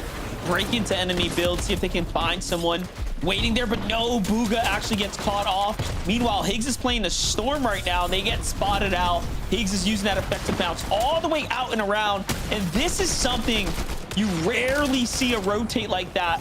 But Higgs is just so smart at reading the Storm right there. Excellent, excellent map knowledge, excellent awareness of the builds that are available as well, and the ability to play around it. And this is why he's clutching up points right now. Yeah, Praise was trying to do the same thing. Got a couple of extra placements, but wasn't able to pull it very far. So now it's really up to Higgs. And this is something, when they first formed, Clix and Higgs were looking good. They went through a little bit of a drought where they were forced to solo clutch each of them. And I think Higgs is one of the guys that can pull up a lot of points by himself. Peterbot and Foyo using the shockwave merely for the effect. He's trying to get towards the front. High ground has to dip down. You got to wonder what their build is. Light as Higgs picks up another elimination here. Finding some struggles, actually picking it up, but he hits another haymaker, but eventually he gets flanked, taken down, sent back to the lobby. Peterbot and Boyo actually found 2 as well, and Boyo goes into the Storm, trying to bring back some heals, but unfortunately couldn't find enough there. So Peterbot desperately low right now, still fighting on the edge. Meanwhile, you have Golden and Old Zone, 5 Elans right now, cooking up in the mid layer as well. There's a lot happening on the low ground though. Everyone I see down there is just in shambles here. And we'll see as it plays over this water terrain. This is only going to get more and more difficult here. No one is looking really healthy at this given time. This is going to just be a full-on blender fest coming up. Yeah, nobody's really solidified themselves as the high ground. Poyo. That one got chopped down. Poyo does it again. I'm already getting that feeling of deja vu, but that one shortly ended. Must returns to the scene of the crime. He was the one on high ground, ran out of builds, gets the back-to-back, and puts himself right back on top. High ground here is so important because look how in shambles everybody is down below. I'm telling you, when you just look at the builds, no one's got anything, but Madden is living off the siphon in a dream right now. Although he's a solo, everyone might as well be one as well because no one's got builds. It is now a solo, a 1v1v1. Madden's on a low ground. Winner takes all and goes to finals here, Jacob. A lot of pressure, but Lulu already got 2. He took down the only duo left in this game, but now he's in a 1v1. Gets the control, gets the piece, and he gets the elimination. 1v1. All that work for this against Muzz, who takes that first tick of Storm damage. Nobody really has a huge lead here in terms of HP, but Muzz fighting tooth and nail, not giving up. The chomp is in. Lulu gets the elimination. 8 eliminations by himself and a trip to the grand finals. Congratulations. I already knew. I knew something crazy was going to happen. When you start looking at the builds, look at the total effective HP, and you're on the low ground, and no one's got anything. That's how that game's going to crumble there. Wow. Dude, these games in Heat 3 have just been so chaotic. I mean, when we're coming down to a 3-way 1v1v1, what is happening in these games? But shout outs to the duo Along and Lulu. Lulu coming in clutch, 8 elims. Now they're going to be making their way to next weekend's finals, Kelly. I mean, when it comes down to Heat, it is all about chaos because it's all about the desperation, Zeke. Everyone wants to make sure that they do not have to go through that last chance qualifier where everyone from Div 1 to Div 5 has that chance to make it through. No, this is where they want to go through, and that is exactly what Alongo FM and Lulu have done today. That is exactly their destination now, grand finals. And I gotta tell you guys, I've been saying it all weekend, every single time it happens, this is gonna be the first time for both Alongo and Lulu that they're gonna be making a trip to an FNCS grand finals. And in what fashion? That is incredible. As you can see right here, we're tuned in with the Lulu POV, and that was top 11 as a solo. Who knows how far back this run actually went? And it was just all of the chaos. Kelly kind of mentioned it. MDF was constantly calling it out. Nobody had any mats, and somehow the refreshes that just kept getting found inside of the Storm just kept the push going here for Lulu. And I gotta tell you, Kelly, the shots that some of our players make, right? Builds are breaking, you have the high ground, you're getting dropped down. Like, how is the last shot possible? I swear, I used to play this game professionally, and sometimes I'm like, wow, incredible stuff. With the launch up 2 to take high and get the final elimination, Look at that. Lulu What? 148 is definitely feeling good right now, Zeke. Oh my gosh, stunned on that lobby for no reason. Okay, well, For the duo, they'll be making it to the finals. I'm excited to see what they might be preparing this week and what they might be looking to bring to that finals lobby because the summit awaits. I cannot wait. Oh my gosh. Okay. Right now, we're going to go to a break. When we come back, we'll start to prepare ourselves for game number 3. So we'll see you real soon.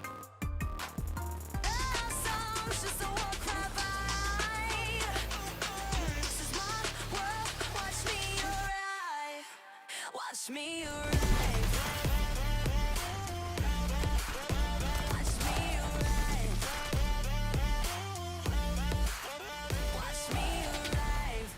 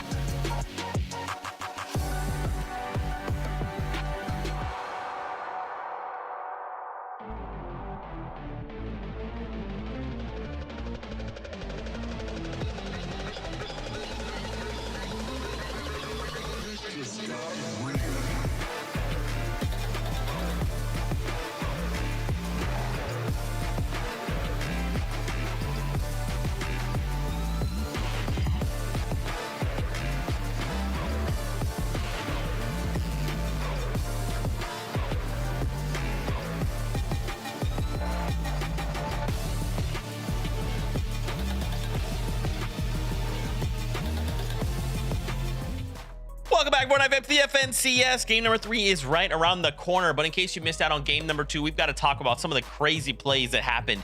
A lot of things, of course, surrounding Peterbot and Pollo. Once again, Kelly, Pollo gets put in a solo clutch situation and nets a bunch of points for the duo. I'm just saying, people better put some respect on my boy Polo. Listen, people will say pollo means chicken in Spanish. So how can this be this, you know, this powerhouse, this staple of the NAC region? But chickens are the closest related relative to the Tyrannosaurus American Rex. eagle. And if you look at chickens compared to humans, they outnumber humans 1 to 4. So the next time you want to go up against someone and you want to fear the chicken, that is a good fear to have because pollos are dangerous, and Pollo once again proves it here at NAC. All right, I think Kelly's going with the strength in numbers philosophy right now, but I think Pollo's going the exact opposite route, right? He's proven time and time again he doesn't need a teammate. I mean, yeah, maybe to like get him to the end game, that obviously helps, but once he's there, Pollo constantly showing up with these solo clutches. Not before though. I mean, Peterbot, obviously we know him, he's going to pick up some eliminations before he goes down, but right now doesn't look like Peterbot and Pollo are going to be winning any of these games. They're kind of just going for some sort of elimination record because they cannot let go of that W key, constantly finding themselves in some sort of a fight no matter what point of the game we are in. 9 elims, right? My goodness, they are going crazy. Yeah, I feel like sometimes they could just get themselves a win, or sometimes they could just terrorize the lobby and put everyone else on notice. Another duo that did well, obviously, Clicks and Higgs. I mean, we're seeing them perform. They haven't quite gotten to that same like place we did last game, right? Where they had height and everything was good. We saw, you know, a couple mistakes here and there, but again, it's just these lobbies, right, Kelly? They're so chaotic, and you know, if this was a finals, you might be able to have some kind of plan, but Heats, man, it's just a different story. And I think especially like you're saying, when it comes down to Heats, you're going to go with the tried and true strategy. And we know that Higgs especially loves to run the low ground. If you actually look at the play-ins performances, for this Heat, he has the most builds placed. And that is definitely due to the fact of how he likes to run low ground, especially when you get into these later zones. He loves to push forward into Storm and build out multiple like boxes there to be kind of like stopping everyone else to pushing front zone from him. So I think that's kind of what we're seeing Higgs and Clicks kind of fall back into, less so going for the high ground and more so going for that control of the front zone. I mean, just tough break there for Clicks as well. I swear, anytime you tune into like a healthy one of our top teams throughout this season, right, and they're having like a healthy game, they try to make some sort of a rotate with those overdrive grenades, and they combine it with the mist. You're just in the air for so long, you know what I mean? You can get beamed out so easily. I feel like it just happens so much this season. So many of our teams good at aiming, and they're well aware of those rotates. But yeah, tough break there for Clicks. Higgs still goes on to pick up a couple points as a solo, so they're still going to be, you know, fine in terms of the consistency standard. I mean, Higgs also, you saw the very moment, that last moment there right before he was eliminated, he dropped 170 over onto Peter, right? So that might have been what led to Peterbot ultimately going down and Pollo having to solo clutch. So it's crazy that even when he goes down, he's going down swinging. Oh my gosh. We also saw another duo I don't myself know too much about, Muzz and Liquid. In that last game, Muzz was left as a solo, but man, they were moving and grooving. Now, we say, you know, multiple times during the heats of the competition that we love this opportunity for some of these lesser known teams to kind of get this opportunity to shine. And what better way to shine than all the way on high ground for Liquid and Muzz FB? Just a handful of eliminations and making sure that once high ground was kind of contested, they did a pretty good job trying to recover, trying to drop down a little bit, and even being able to still hold high ground as a solo player. Muzz definitely proved himself here in heat number 3. Yeah, fully thought Muzz honestly had this right, because I knew, yeah, the build count on the side of Muzz was just so healthy compared to pretty much the rest of the lobby at this point in the game. I think when we tuned into him in one of those final moments, he had like 80 builds available. So I was like, oh yeah, definitely got this. And that would have been their first time in grand finals as well. So no matter who won that 1v1, we were getting first timers in the grand finals. But hey, a controlling height game like that from the duo, that's got to be boosting the confidence. And I mean, obviously, yeah, you didn't get the win, but getting that second place and some eliminations, that does so well on the leaderboard. So they're going to be up there in the top of the leaderboard as well. Yeah. Oh my goodness, guys. 30 seconds left before we get the ball rolling again. What are we thinking, Kelly? You know, we kind of had this discussion at the start of show. High ground. Are we seeing enough players look up? That was kind of the big thing you called out. We need to just be looking up and not let that happen. Yeah, definitely. But I mean, between the names that we're seeing that are actually controlling high ground right now, it definitely seems like no one is afraid to look up. And I think that is perfect right now. But for me, I want to see some of our bigger names take that high ground and turn it into a win. Okay, we'll have to see if that happens here. Game number 3 is ready. So casters, over to you. This is that pivotal halfway point, game number 3, where it really kind of controls your destiny and really decides how much control you have over the rest of the game. Do you get to play freely for the win or placement, or do you have to go for the win? Right now, Monster, that threshold is 63 points. Yeah, I feel like we've been very distracted by the fact that these wins have been so good, so explosive, and honestly extremely entertaining. But we do have to start focusing on who is in that race like you're talking about here, Jacob, because yeah, it does matter playing consistent as well. Yeah, and it's just one of those things where you kind of look at the games go by, you can just try to get as close to the top of the leaderboard as possible, not save it for that last and final game, because we saw yesterday literally points differentiating who goes to the grand finals and who doesn't. Game number 3 is ready, so let's just jump right into it.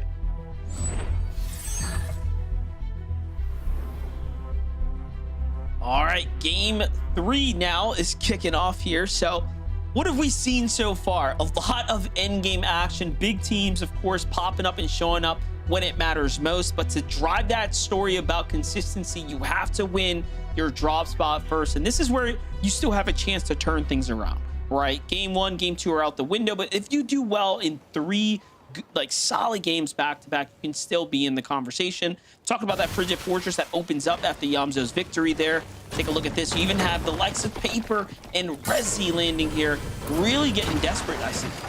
Yeah, almost everybody that's landing here at Frigid Fortress now chose to stray away from a contested fight. Lo and behold, it becomes triple contested. Worse situation than that was before. A fight over towards 4 fields. Proxy, Kenya versus Fea and Kiffy. Early lead already going down as Kenya is going to be the first one dropped. 2v1 situation, but Kiffy makes the play by himself, saving the day. And it's much quicker this game than every other game so far, negating any possibility of a third party sneaking up on you. Yeah, it's only gotten faster so far, and I think they recognized that last game. I called it. I was talking about how passive they were and kind of taking that initial engagement. It seems like they've learned, but look at this. Peterbot Boya, what are you guys up to? What are you doing here? We're playing musical chairs right now because I don't see Clicks and Higgs anywhere in Wonky Land. Peterbot, Poyo, we kind of all knew some sense of this might go on. There's like, I don't know if it's a personal beef, in-game beef between Peterbot and Clicks, but the 2 biggest names in Fortnite right now constantly going head-to-head. Peterbot and Poyo looking to contest their drop, but guess who has a 9,000 IQ? Higgs and Clicks making the call, say, hey, this might be the game. They go over and steal this Squibbly Shorts drop spot to make sure that they are uncontested. There's no way they can read them that well, though, right? Like, Peterbot and Boya surely can't be that predictable that Clicks and Higgs are just, you know, that far ahead of them mentally when it comes down to the strategy. Going off by previous heats, I think it was around like 145 or so. The points kind of get towards if you're looking to make it in through consistency. Clicks and Higgs about 30 points away. That's like a top 10 in this game, and they'll be sitting safe for the rest of the tournament, or at least you'd think so. But how this game goes, they have to change up their strategy, whole different drop. They're going to prioritize rotating in, not even necessarily looting their POI. They're probably in the back of their mind, they think Peterbot and Poyo knows we're not at Wonky Land. They're probably going to key the next place they think, which would be Squibbly Shorts. Craze and Booga remain uncontested, but this time around, the Battlewood Boulevard gets a little bit of a boost. You get an extra % chance of the rare chest dropping and a little bit more gold. So for Booga and Craze, they might be eating good this game. Yeah, most definitely. We've already seen them pretty well positioned. I mean, last game they had somewhat of an issue with Surge, but that was the later half of the end game, not necessarily early on. Finding their success in the fights, but talking about successful battles, of course, Ozone and Golden we saw there, getting their hands a little dirty in that end game too, before falling around zone 7 or so, but what's happening here? Good fight. Cynics is in the box. He's gonna go ahead and clutch this one out, win his ones, and just like that, Painted Palms is now theirs, but there's another team or 2 watching what's happening as Tragic lurks up into the box. I feel like this game is moving at a much quicker pace. You said it yourself, 2 other teams. Tragic thought they were the only ones lurking over in that direction. Well, they get a surprise for sure as Tragic gets down, trying to shockwave away. Vibes is there along with Cynics. They definitely turned the tables in an instant. They had no idea how many teams were there, but now it looks like they have a huge advantage trying to clean up that elimination, grab the body first, make sure they're able to get every scrap of the loot from this. See it from the other POV here. Yup, that's the quick elim right there. It's a little confused why he shockwaved out the way he did, knowing that you just gave away your position to the team that you was on top of. But they're gonna be regretting that now. They didn't actually get the second teammate though, right? So he's still up. Yeah, he kind of got saved though, because once that third party comes in, it kind of slows things down. That's percent on the side, but then there's another team, Carbone and Noah plays. They get flanked there for a moment. Percent barely surviving a whole nother duo, and it's just like, how long can you deal with pressure just like this? He's already at a reboot van, but it's so crowded. You almost got to continue going towards the north, towards the outside of the zone, and hopefully these guys get bored here and rotate in, because I'm not sure how many other reboots are near this location. Yeah, I like how Carbona and Noah are like, oh, perfect. We're going to be lurking this fight. Nope. There was 2 teams and the solo already doing the same exact thing. So just a lot happening there. Aviv tingling right now back on over to the studios, just capping out material here. So let's see them farming this scaffolding for all the metal.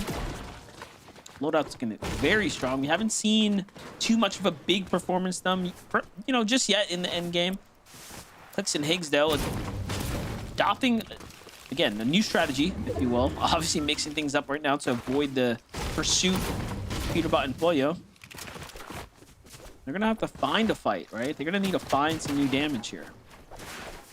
Yeah, typically you can kind of wait for Wonky Land. We saw in that last game, they were able to get the jump on Oliver OG and Carillion, waiting for them at the top of the mountain. This time around, they haven't had much practice or reps landing at this spot in a set lobby and having to rotate elsewhere to try to get damage. They did get, I believe, a pump or 2 in there, but they're just happy with what they got as they rotate on out. You can see the edge of the zone, so it's already pulling towards the north, a little bit towards the center. Sandy Strip just on the edge. This is where Power, Penta, they land and kind of hover over here on this side of the map, and they have the luxury as well. That blob, you're able to use that with the shockwave to cover distance quickly. I like to add, it said no mercy, no decaf. It's hilarious. Jumping with Goal's little high ground base here. Kind of editing through the cones to look around. Not a player in sight, though. Just went off to the outskirts. Might even be his teammate there. Madden, yep, that is Madden on the outside, just trying to cap material right now. I have to imagine for Surge, this has got to be a little bit of a better game for them, because they went from Josh and Yamzo at Frigid Fortress by themselves, and then they went to nobody really beating there, and then they went to a triple contested fight, so there's a lot of chances for them to try to get some Storm Surge with the way the map has changed up in each and every passing game. When we go back on over to this side of the map, Tragic, you see him in the background. He is rebooted, back on, ready to go. And we have another team, Aiden and Waffle. Typically, they would go towards 4 fields to get their early Storm Surge damage. Back-to-back games, they've third-partied it. But this time around, that fight ended so quick, they have to look elsewhere for their Surge. Doing a good job so far. I'm walking up here, but spending a lot of time in the storm here for Yuki and Carlitos. They're going to have to back off and heal here shortly. I'll jump into with Vlex. Haven't seen too much of him on the evening. See it. So he's in a storm, skating around the outside as well. I know it's still early. We still got this game to play out. We got game 4 and game 5, but again, the point threshold around 63 points in terms of consistency. Light and Vlex, they're about 20 points ahead of the curve. So as long as they honestly continue to have not even necessarily the best, they don't even need first, second, third places. They just need to remain consistently in the top 8 to hold on to their spot. Definitely making it sound easier than it actually is, especially from what we witnessed not only today, but throughout the weekend so far. You jump on over to Dozier and Ishu, 6 games in the play-ins, the most of any team, and that's impressive. I know it's kind of like a different feel playing through opens than in a set lobby, but even the best of the best don't usually get 6 wins. It goes to show that they're practicing the blueprint, probably playing for high elim and high ground games. Just thinking about yesterday's point cutoff as well, right? Remember how many teams had 175 points? And when you look at the overall lobby stats and you compare it to this Heat lobby here, this set lobby, I mean, they're not too far off. So although the cutoff here is it's around the 60 range, that can change. That number can change really quickly, right? Depending on how the points begin to spread out and kind of funnel up towards the top here. Huge part of that is depending on, like, if you're in game 3, game 4, top of the leaderboard, win a game, you essentially move that entire leaderboard up just a little bit. Kind of giving the other teams a little bit of a cushion, but the zone continues to pull towards the north side of the map. And this is where, hey, you might have made a decision to triple contest the Frigid Fortress, but if you were able to make it off spawn, if you were able to get a loadout plus materials and maybe some heals, you're likely positioned pretty well right now, so it might be a decision that works out for you in the end. As we go back on over to Light and Flex, they do pick up an elimination here. Get a little bit of extra resources, but zone pulling away, which means they're on a clock here to figure out when and where they're going to start to rotate towards the zone. Yeah, Carlitos' team, remember, they were the one that we saw really low on HP. The first to disengage from the lurk. And they had some heals to work with, but it seems like they spent a little too much time in the storm and they got caught out by Light and Flex there. Aviv and King here finding a couple elims when we looked away for a moment there. Make that 4 actually now. Sus Studios bringing the action here. Must have been teams coming for these mending machines or something nearby because they are swimming in loot right now. Some extra med kits, big pots. How did they get so much gold? Well, they already have 3 elims. Yep, exactly what you said, Monster. Trying to visit that mending machine. No, there are so many on the map. This one is ours. That's what Aviv is putting down right now, making sure to cross anyone off their list that looks to go and move through Sus Studios. Sandy Strip just outside of the POI. Again, you can see a lot of players slow to rotate in this time around, and rightfully so. We see how chaotic the mid portions of the game are when you're actually inside of the zone. So a lot of these teams are trying to dodge any risk of taking damage. See it though. Obviously using their chug jugs right now. Probably gonna end up leaving this one behind here, swapping for someone else. Hold up, Peterbot, Boyo in a bit of a fight right now. Boyo's definitely damaged, but he got the exchange here. He's got a knock, and Peterbot's stepping up to finish the deal. This doing exactly what he needs to, just giving them a little bit of time to work with. And how's he still up? Just rolling in the box here, I'll never know. His teammate already went down. Boyo pressuring from the bottom to try to make it a little bit easier for Peterbot to try to get that elimination shot off. But he realized, hey, this is Peter, this is Poyo. We can't stay in this position. I got a shockwave out if I have any hope of getting back into this game, and really did just catch him off guard. And that's been the thing we've seen from Peterbot and Poyo so far in some of their fights, is they do attack from 2 different sides, catching so many players off guard. And that was with a third party shooting at him there too at the end. Somehow still managed to close it out, and that third party just thought twice after the Elam fell through for Curly and Oliver OG. Much better game for them after being eliminated early last game by Clicks and Higgs, but little drop spot between Peterbot and Boyo. Now Clicks and Higgs back here. Everything's ending and collapsing at the wonky land. It seems like we will likely get that engagement between the two. And who better than Clicks and Higgs to kind of play this end game out? But Peterbot and Boyo have already showed us that they know the strategies here. They know just as how to play this just as well, if you will. Todd's just outside of the Ferris wheel. Probably one of the highest positioned teams as of now. The mountain truly hasn't opened up on the north side of the zone. So for Clicks and Higgs, 155 above the damage threshold. Honestly, I don't think in terms of where they're at now in comparison to every other game they've landed wonky land, I don't think it's just too different. They're at their POI, they're above the damage threshold, they have a decent loadout. So it's almost looking like business as usual at this point in time for Clicks and Higgs. Madden and Cole really taking advantage of the zone. While other teams qualified out of Frigid Fortress, the mountain towards the north, Cole and Madden has been a staple on that side of the map, and they're quickly putting it to use, rotating quickly towards wonky land. They're not necessarily attaching themselves to that top mountain because majority of the lobby does believe that it is going to pull towards the south instead of towards the north. Yeah, this is just all intuition now, right? All speculation, if you will. We don't know where the zone's gonna go. It's gonna go north. So those that made the decision to play up there a little sooner instead of later, gonna get rewarded here now. Crazy and Buga though get spotted out by Peterbot Boyo. The edit open there, and they immediately get punished for it. Surge is active here, giving the lobby the warning now. How far they need to go. Peterbot Boyo have the luxury to move late here, and they can even use the boosted rotate if they really want to try to take some clean high positioning. We'll see what they end up doing. It's a risk either way. Flurry on the other side though, under some serious pressure below the surge. Damage coming through. Shots from the left and right sides. It's gonna be Bobby who picks up the quick Elim there, putting them at 2. Elim for them, because it's not necessarily the 3 points that they're getting, but it's the Storm Surge that's really just been crushing dreams all weekend long, was 400 above. You can see the strikes of lightning going off in the distance for players that might not have that same luxury, that same feeling of comfortability. These Clicks and Higgs, they're 200 above, instantly position themselves in towards zone. Now they're looking back of every other team that either has to rotate in by foot or really taking advantage of those shockwaves being used. Waffle Joe taking the brunt force of that damage and focus overall.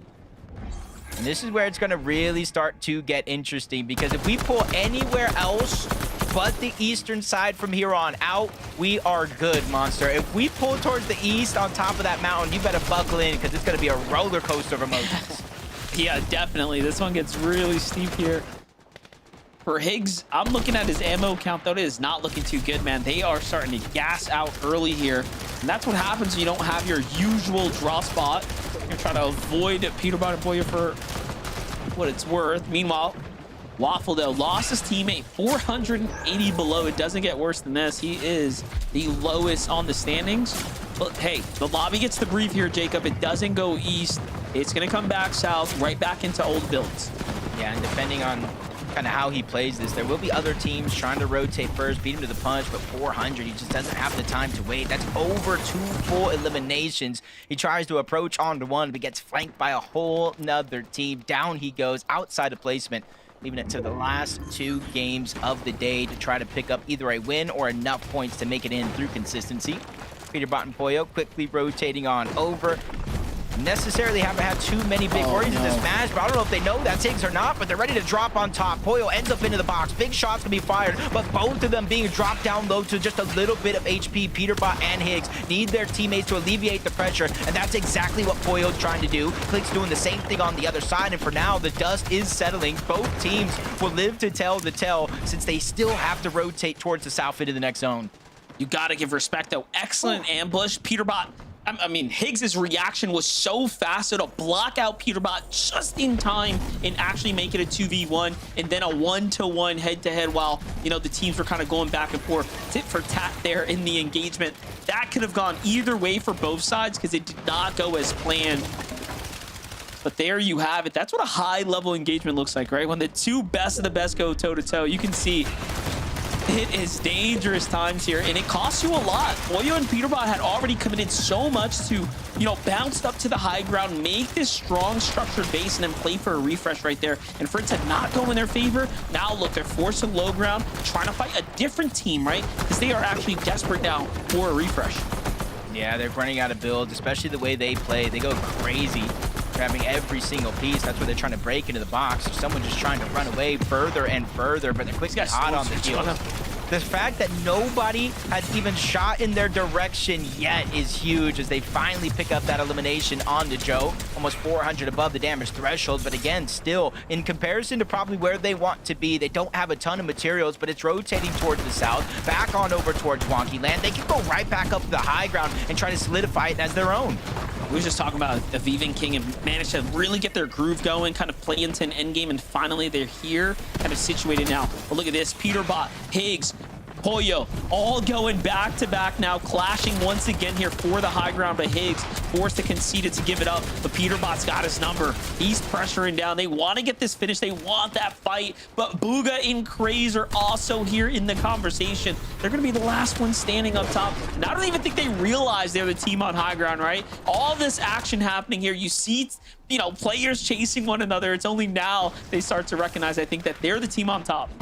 Yeah, I just got to be careful. I think they're being very, very cautious of the shockwaves, of the fizz. That can turn the tables in a moment's notice, especially if you get caught off guard. But Higgs and Clicks, they survive multiple onslaughts from multiple teams. Here comes another one as Higgs gets dropped down to less than 40 HP, trying to go ahead and maneuver around, waiting for Clicks and him to reunite, but it's not slowing down or stopping just yet. Peterbot and Pollo strike again. Down goes Clicks. Higgs is trying to survive, quickly gets on out, but he's burning through his materials. No extra heals. He's forced in another solo clutch position. It's crazy. I'm just trying to think to myself, how do they keep on finding Higgs and Peterbot, right? Like, it's just like they have their number on them. Peterbot, Pollo, though, bouncing right back in. Yes, sure, they might be low on material, but they're back to being healthy, and this is where they're hunting right now. And the amount of you know, again, speed of which they're pushing through these players' boxes. They're not giving anyone a chance. They get another one now, and look at the momentum starting to surge in their favor. Now Peterbot has some mats to work with. Make it a little bit more as they catch another team on the outskirts. Peterbot doing Peterbot things here, just taking names and just sending them right back to the lobby. You see them have interest, looking up for a moment, but they decide against it, continuously dropping down below. Higgs stuck by himself, but he's still figuring out a way to make it work. But now he's digging into the HP with the zone overtaking him, forced to fly forward. 2 builds left. Clicks, Higgs, they both need a miracle here if they're looking to continue to perform in this game, but he's going from miss to miss, hiding in the shadows until he's finally found out. Yeah, but I'm looking at this outskirts now. You have Noxy here depending or deciding if he wants to possibly play for something big. Meanwhile, Golden and Ozone actually make a play for the high ground. It's going off that terrain, so it's actually a really weird one to play with, but they end up timing it just well enough that they secure the high ground. Peterbot gets knocked there in the side, and it's up to Boyo once again. Boyo has just been playing absurdly well today. He has been clutching up. You know, if you counted him out before, usually it's Peterbot we've talked about year in, year out, who puts on these solo performances. But now it's Boyo here today, who is just playing the best that we have ever seen, and it's only a Heats lobby. Yeah, it's just going absolutely crazy. A teaser of what we could see, because over 200 points, Monster. Even in the highest heat, they surpassed that, and he does it yet again, clearing the bottom half of the lobby. It's almost smooth sailing for Golden and Ozone up above, but now one's going to drop, looking to play Disruptor. But you have to be careful. We've seen Siphon play a huge role in players losing heal off throughout the weekend. They cannot make that mistake. Booga and Craze out of build, but Booga gets an elimination. Siphon Matt's keeping him alive. The Siphon as well, making sure the HB stays relatively healthy for this next play. The only solo in the game, and he makes a play onto Ozone and Golden. The full chop is in, but he finally goes down, but he dealt so much damage to this lobby. That might have been what Golden needed right there. A little refresh to go in and keep him in the game. Cole tries to go up and make a big play, but it's not going to be enough. He gets knocked first. Madden doesn't have health, and Ozone and Golden secure the victory royale there, Jacob.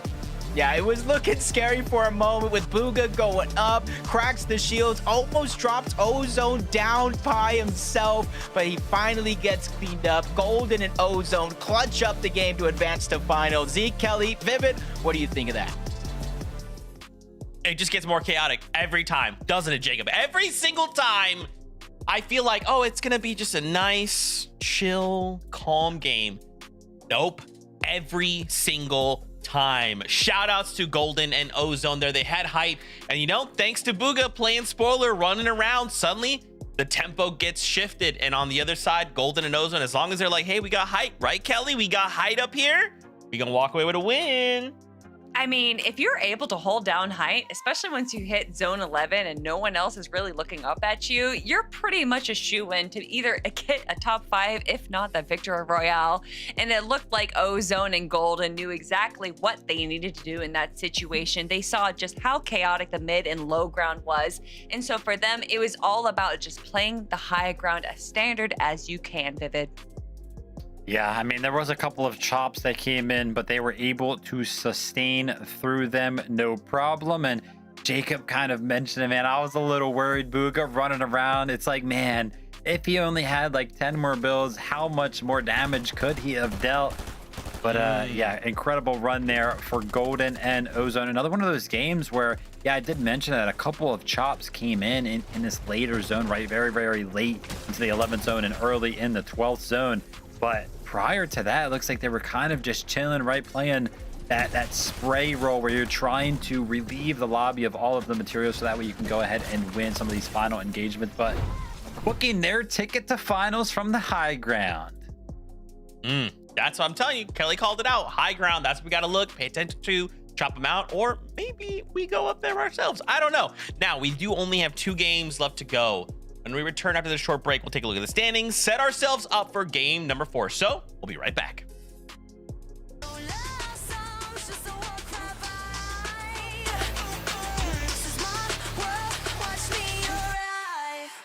Watch me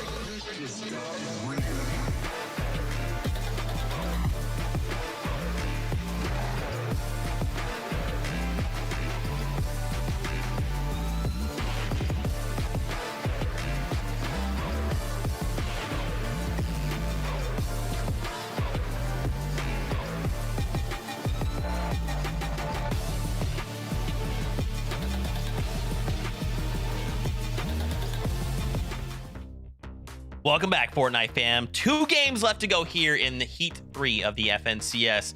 Let's get right into it. Let's take a look at them standings. Let's kind of see how things are going. If you're tuning in, welcome. We've got 2 more games to go before we wrap things up on the day. We want either a victory royale or to end the day in the top 10 in consistency, which basically is going to be looking at the top 15 on this leaderboard after all is said and done. Right now, though they've not gotten themselves a victory royale, though we've been in a situation where Pollo has been solo 3 games in a row, Kelly, they're still in first place by a lot. I do want to remind everyone that yesterday during Heat 2, Curve and Venno had the most eliminations out of the North American Heats, and that was with 39 eliminations. So to see Peterbot and Pollo 3 out of 5 games played, barely about to hit that as well, shows just how aggressive, how insane this duo is. And you called it out, Zeke. Pollo has been a solo for majority of the 3 games, especially in the end games that we have seen. So for Pollo, you know, the player that Peterbot quote unquote carries all the time, to be the one carrying it in the heats, I just love to see it, Vivid. Yeah, I mean, we can pretty much expect this out of the duo. Just the eliminations being racked up right now, and yeah, you know, we're so used to seeing the Peterbot solo clutches. We're getting the opposite side of the coin today. Pollo is putting on an absolute show. I would not be surprised though if we saw some crazy Peterbot stuff go down in the next 2 games, and they got to be feeling pretty good already over on socials. I mean, we know what the thresholds have been kind of looking like. Jacob kind of called it out earlier, thinking Heat number 1 we were around like 140. Heat number 2 was a little bit crazy, jumped up a little bit higher than that, but sitting at 214 points, they feel pretty comfortable that they are already qualified, because I see Peterbot is already talking about where he is going to land in grands on social media, and I gotta tell you, a little spicy because it says wonky in grands, but that's a whole different story for next weekend. We got a bunch more teams that still have to clinch their ticket to grand finals today. Okay, I like it. More on that next week. Why don't we focus in on Clicks and Higgs right now? You know, these guys currently in 3rd place, right, in terms of the consistency situation. And based off of those numbers that you said and Jacob called out, I feel like, you know, just a few more games should put them very comfortably in. But, you know, it's interesting. I feel like we've seen them in these kind of, sometimes they're on height and things are going really well. Sometimes we've got Higgs solo running around, you know.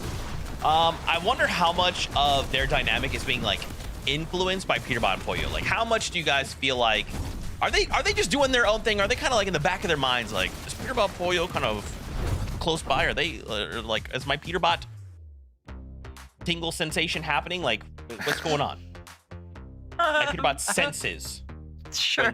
No, it's the Peterbot tingle sensation. That is what you've coined it as forever, Zeke. For Clicks and Higgs, if you look back at how early those clips were, the EVS, they were around zone 9, zone 10, and they had only a handful of builds there. So I think there is definitely some issues going on with their early and mid game. Maybe it's even just the end game rotations where they're having to build a lot. We know that Clicks and Higgs love to run the low ground. They love to be at the front of low ground and kind of build out a lot of territory for themselves. So I think just having this lack of materials is kind of affecting them for that ultimate end game like win strategy. But I don't think that's necessarily a bad thing for them, Vivid. Well, I mean, fine, Zeke. We'll go ahead and talk about it just a little bit more, okay? Just a little bit. You're kind of talking about, oh, you know, are they thinking about Peterbot and Pollo? Well, they probably are thinking about Peterbot and Pollo because they literally stole Clicks and Higgs' drop spot in that game, right? Peterbot and Pollo, they landed wonky and forced Clicks and Higgs to kind of swerve off and land elsewhere. So not only are they thinking about them, they're literally being directly affected by them in the early game. But speaking about like the end game, no, I don't really think that they should be thinking about them because we kind of talked about it multiple times today. Clicks and Higgs looks like they want to be playing for the higher ground, but we haven't even seen Peterbot and Pollo up on height today at all. They've been going for elimination. So Clicks and Higgs should be able to fulfill their game plan if they can get there in a stable enough position. I don't know why you just invoked that. I don't know why you just invoked Peterbot going crazy up on the high ground, but you know, I'm down. 2 games left to go. Let's see it. Another player going crazy. It's Booga. It's Craze. Booga has now been put in a few solo situations. And in that last game, solo clutches a 3rd place. Yo, I'm loving seeing Booga back. Yeah, I mean, if you're looking at his history right now, 10th, 18th, and 3rd out of 3 games that we have played, that just shows to me that he is making it into the end game, and then he's also making these little micro adjustments that we love to see from our top players, because in a heats competition, the meta definitely varies from what we're usually seeing in a set lobby. So for Booga to be able to kind of see that, read that, and then be able to come out with a strategy onto how to utilize that, I love to see that.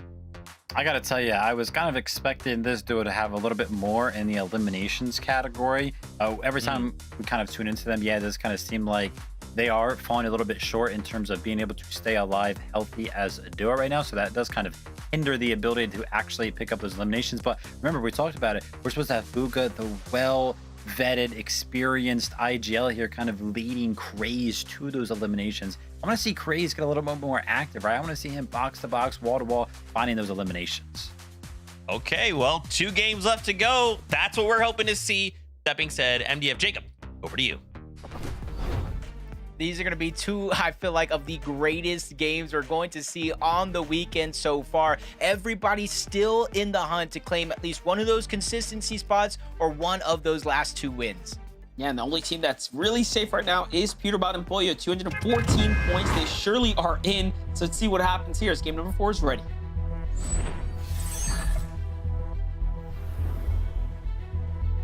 As it stands right now, that point threshold is 103 points. We talk and look back at Heats 1, Heats 2, and almost drastically different, almost a top 8 placing of different in terms of placings to get in that last spot. But as another team qualifies out, another spot has opened up. And it was an uncontested spot as well. It was the north side of Battlewood Boulevard that Golden and Ozone were landing at. So either Booga and Craze got a lot of loot to themselves, or they got some newcomers dropping nearby.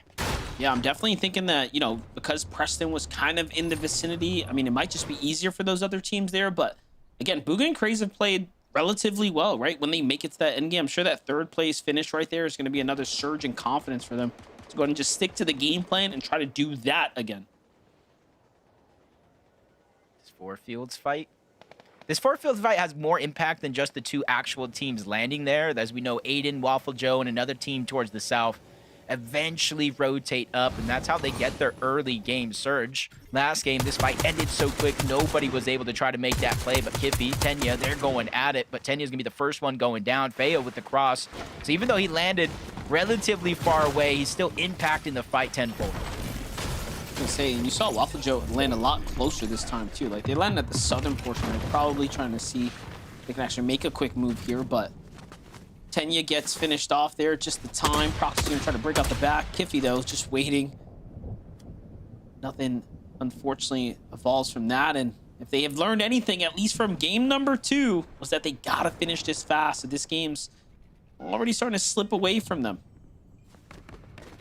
It's unfortunate for Proxy down below because that team's up above and on the outside. He has very limited options. He tries to rotate out towards the north. He runs into Aiden and Waffle. A couple of shots are going to land from them. He tries to shockwave again, but that's when the elimination does get cleaned up. So Aiden and Waffle, realizing, hey, this fight might have stalled out this game, quickly rotates on over. Bobby is here, along with his duo, trying to third party as well. And this is what we've seen throughout the day overall on this side of the map. Teams just third partying and crashing to try to get surge or elimination points. As you see Mar and Bobby, because of those shots flew over Aiden's head, they were like, oh, wait a second, there's actually a team behind us. So they box up immediately, jumping in with Higgs and clicks, though, using the fist to actually break into the box there. It's kind of crazy, at least from the outside looking in, but here comes the upgrades. At least gets himself a little shotgun, not the best, but something to work with. Here's a look from Higgs' perspective on how it all went down. He just keyed right in to the action here. Oh, he actually lands it and gets the knock. Wow. You can see no shotgun in his inventory. So crazy. Great heads up play right out of the gates. And, yo, Vivid kept his ear to the streets. He's the one that said, yo, without even winning a game, 214 points. Peterbot Pollo say, yo, Wonky Land is now ours. And I thought, you know, I was hearing, hey, if you want some, come get some from Clicks and Higgs and Blood X. And Peterbot Pollo, they say, hey, we want some. but there's nothing to get over here because they disengage, they switch drop spots, and already Clicks and Higgs getting aggressive. So they're using this time here with these last 2 games, or even third if you count the last game as well, to try to get as much practice in a finals lobby as possible. Like what Peterbot and Boyo do though, right? This is all mind games, really. It's just telling them, hey, even if you get to finals, think about this. You're taking your draw. All right, it's just one extra thing to have to worry about as far as prep goes, even leading into it. It can make all the difference. Google crazy the Battlewood though. We already knew they had to drop themselves. You can see other teams starting to encroach in on the territory, but again, plenty of space to play with. Even more space now to the north after, of course, Ozone's team wins. Back on over to Aiden and Waffle Joe though. They end up disengaging, abandoning the fight after finding the proxy elim, and then rotating into the contested side of Moxie's side. Look, there's other players here too. Yeah, they're lurking on a team that's lurking on painted palms. Just gotta hope they don't get spotted out. Vibes. Cynics, they do have the high ground, so as long as they have a 360-degree view and head on their shoulders, that'll be all right. As Peterbot and Poyo make their way on over towards Squibbly Shorts, probably thinking they were gonna find Clicks and Higgs, but they already made their way on out, so they're finding a whole nother team. That's Snappy on the other side, but he gets did up like a sit-up, put down, sent back to the lobby. His teammate, though, his teammate was able to disengage and get out, and there's a lot of space over on that side of the map because there is split drops where teams have to go ahead and use their routes to get their loot, and Wonky land uncontested. This 1-for-1 exchange here. Real tries to hit the tag, doesn't quite find it, but into the box. Clean execution from Zero PC Earnings, trying to work his way towards the finals here. They're gonna need a win. Yeah, it's a situation where you do need a win, like you said, but his fight's just like this. His teammate's down. He's in a 1v1 situation, and he's just full confident. Even without an iron pump or a chaos reloader, full confidence to jump in the box and take the 50-50. Just sent it. Gotta respect it. Thinking of Aviv, great last game, right? Putting them in the race now. Into the top 10 they go. 110 points earned here. All off the performance of that last round. We're curious to see how Kingling and Aviv perform if they can make it to endgame. They seem to have what it takes, but it's getting there that's been difficult. If they can continue to adjust their mid-game strategies to play stronger and stronger. Seek and Taki are doing the same exact thing. They've also been very much in the conversation on the high ground from time to time, coming super close to pulling out a victory so far here.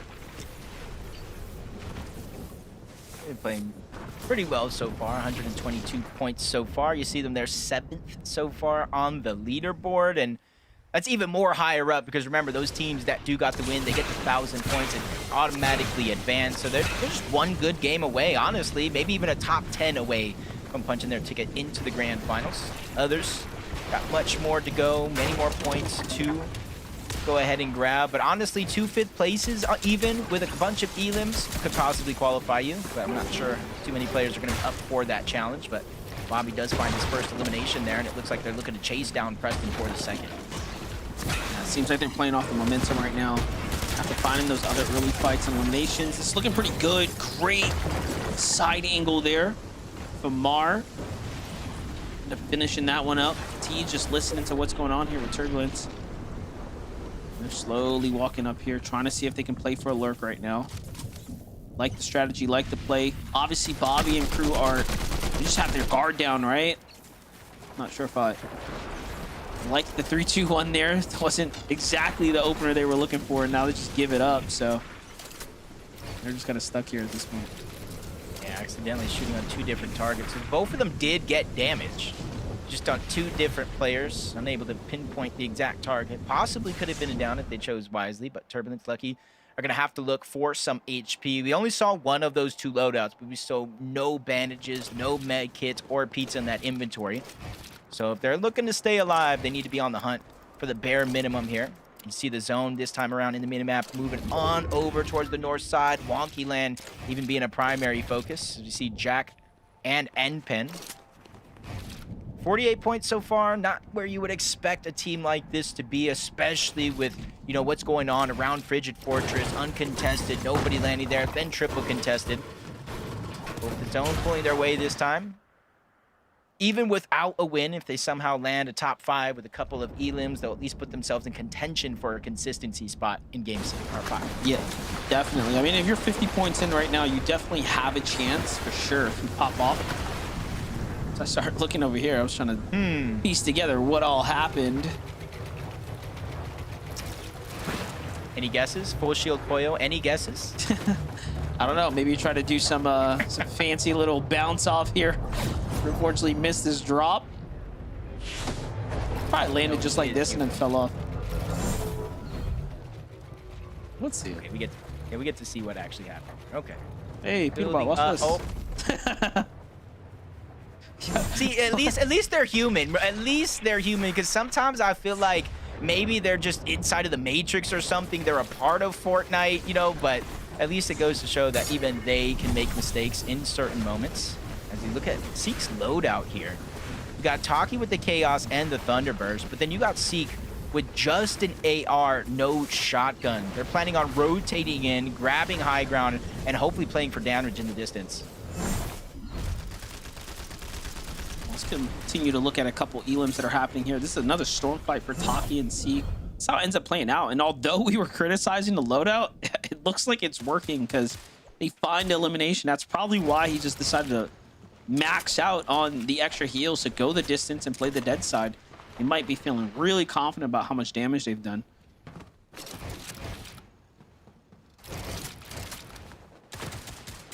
there an issue rotating in? This time around, all they have to do is just kind of move north. They get Dark Dominion uncontested. They haven't had to move at all so far during this game. Maxed up on materials, and even have some extra heals down below before they start to make that rotation. And since they have this bird's eye view, they can start to gather that information, figure out how many teams are rotating by them, where those teams are rotating, so that way they can make their rotation accordingly. Because shockwaving off high ground right here, you can cover distance farther, but it comes with its own risk. Uh-oh. Ah, that's what they were doing. Okay, okay. Is he spelling his name, Yes. Pollo? Yes, he is. Yes, he is. I was curious. Now it's all starting to make sense. That's an A. Yeah, at this point, I actually don't know what he's spelling. I'm not sure. I want to know. It's just... Oh, their initials. Peterbot and Pollo. Their Ferris wheel. That's a lot of confidence, man. 217 points. They already qualled. So the only one using this wonky wheel is going to be Peterbot and Pollo. It's not even the last game. They're already loosening up here. Just making a statement. Again, mind games like we talked about. It's all mind games at this point. That's true. I always talk about how important it is having a strong mental game in these tournaments. Because whether if it's 5 games or 6 or even 12 in the grand finals, you got to know that nothing is going to go perfect. There's going to be speed bumps along the road in your journey, so you got to be able to bounce back from that. And mental composure is just as big as anything else. You don't want to have to shut down midway through the tournament. So going to be looking at that to see how teams perform at the start of some days and how they finished at the end of others. As Chimp and Liam, they're one of the teams that I always talk about. You know, we talk about the Ferris wheel, we talk about the rifts, latte landing. I mentioned it, I believe, yesterday. I mentioned it again. It has one launch pad back here that they're using, and it's different than the majority of every other launch pad on the map because it takes you higher and it takes you further as a standard launch pad itself. Now, Monster, combine that with a shockwave, combine that with a flowberry fizz, and that's what allowing Liam and Chimp here to rotate all the way in towards the zone. And we got a mountain one this time around. It strayed away from it in that last game. So for Liam, they're going to get priority position in this zone. Yeah, it's coming all back to this north side. These mountainous terrains definitely get difficult. The 50-50's already playing this up, so whoever's here early surely is going to have the advantage. Paper and Resi playing a little bit more of a defensive, kind of low position here. Not trying to risk too much on the high ground. They don't want to attract too much attention, but it seems like they do have to fish for some damage here. And it's inevitable. There's going to be plenty more teams starting to come this way. Paper and Resi. Paper is one of those players back-to-back with Victor V, and then with Epic Well and Victor V. 2 different globals he was able to attend. See if he can make it a 3rd by qualifying for final, done the Summit land, and eventually globals from there. Peterbot and Poyo looking to put pressure on Chance and Tyler. They're already 400 above, and that one definitely turned sideways. Peterbot takes a huge punch to the face, but Chance and Tyler both go down. It's Poyo again. I'm not sure we've ever really given MVPs for a day. I know we didn't yesterday or before, but Poyo has to be the MVP of the day. He is. I'm telling you, we're watching him play at the best he really has. Like, truly, he's showcasing why he is who he is, you know, and why the region continues to give him his flowers, you know. It's not a game, you know. I know they're in here messing around, building and all that, having fun, but they're just showing you sometimes it really does look like they're miles ahead of the competition. See Boo and Craze right there on the line when it comes to zone, trying to put pressure onto Oliver and Carillion up above. They don't have far to rotate, but that high ground is a team that you aren't going to have to worry about. But they look down. They see Peterbot and Poyo again. Much pressure coming out from this side of the map. The other teams rotated here, Mike and Logan, trying to use the Fizz Shockwave to cover distance. Luckily for them, Oliver and Carillion were busy. They were distracted, so they weren't able to get any damage on them rotating through the sky. And I'm just looking at the situation at hand here. They are going to have to move here. See how it ends up kind of playing out for them here. Enpin actually gets, credit, possibly, for an elimination there, too, while this is all happening. Oliver Ojito trying to open up some sight lines, but nothing just yet. Take a look at the wider image. You see Moxie still alive here in this endgame. Noah Plays here to the left. Paper's team still in the running right now. Again, these are the big performances you will have to pull out if you want to get back into the race here for consistency. So Resi and Paper do have a chance. You know what's really cool about this endgame too, though, Jacob, is that if you play it right, the terrain is so crazy, you can actually win even if you don't, you know, haven't been playing very well today. Like, this can really go any way, and sometimes RNG like this can be very favorable for you. Yeah, I know Kelly, Vivid, Zeke, they were talking about it a little bit, about teams not necessarily looking up towards high ground in the fashion that I feel like all of us can agree we thought would happen. And so exactly what you're saying, this could be one of those zones to where a team near the bottom of the leaderboard, halfway up the leaderboard, can surprise, get high ground, and clutch out and steal a win away. But still, there's so much action going down when we get to the side of these mountains. King and Aviv continuing to find their groove. King with 5 eliminations so far in this game. And King, rightfully so, is getting his moments in the spotlight. He just needs to cap it off with a spot in finals.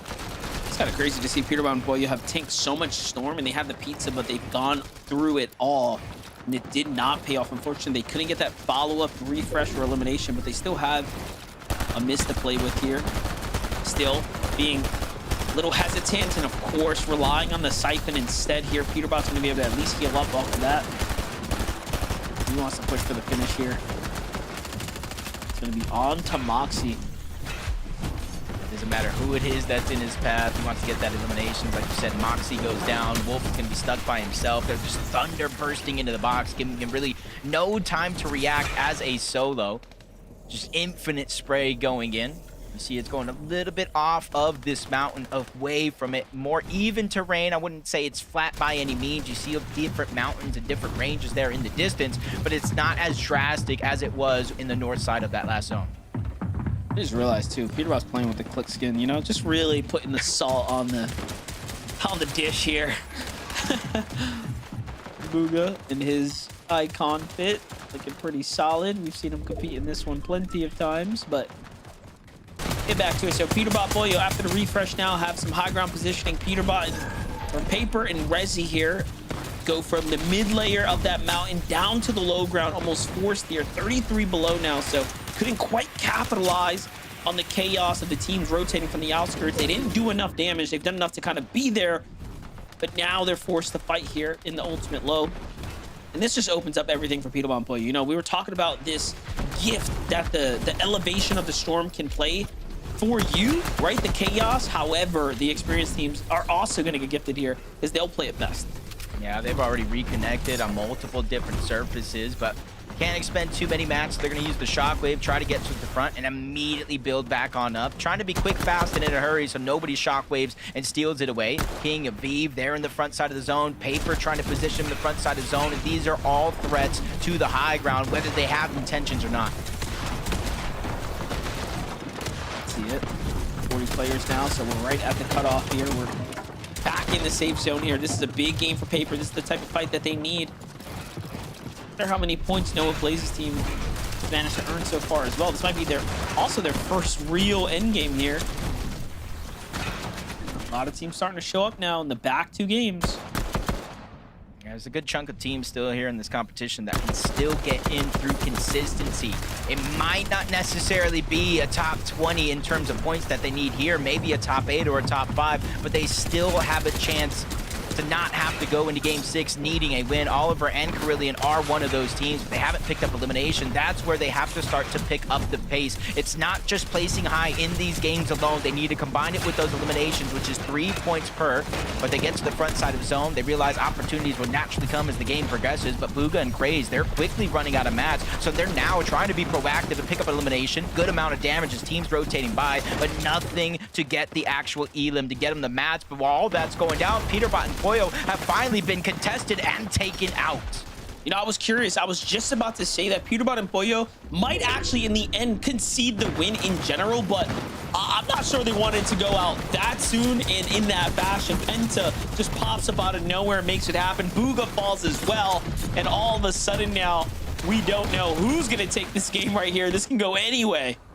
Yeah, Power Penta, though, they're in the driver's seat right now on the high ground. Nobody's really having a chance to look up. You see Aviv and King, one of those teams that might, but they're just going through so much chaos down low on the low ground. Going for more elims here, picking up the siphon mats. Aviv realizing, hey, I'm running out. The bare minimum is all I really have left. Noah Plays has some, but does not have his teammate. Carbone is going to go down, leaving Noah Plays no choice but to start his heal off early and hope to get a couple more placement points. Plays playing for that heal off. Top 10 now, so it is working. The placement points are starting to come through.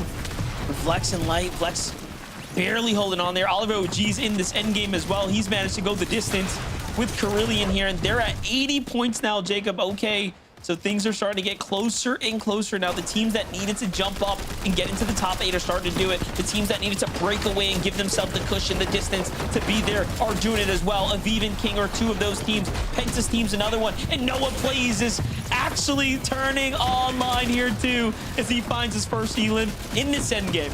Yeah, sometimes the first one's the hardest, but it's the most rewarding. The Siphon keeping him alive wasn't really able to pick up all the materials, so he's only down to 7. Somebody else watching him on the other side. King in a similar solo situation, but he's fresh out of build. No choice but to look back, and he gets at least one. The mats is what's most important because he's able to push himself going forward. 2 duos left in this game. 2 solos left in this game, and one of the duos is Oliver OG here, making a chop and a play for the high ground. He reconnects and solidifies it, but he lost Carillion along the way.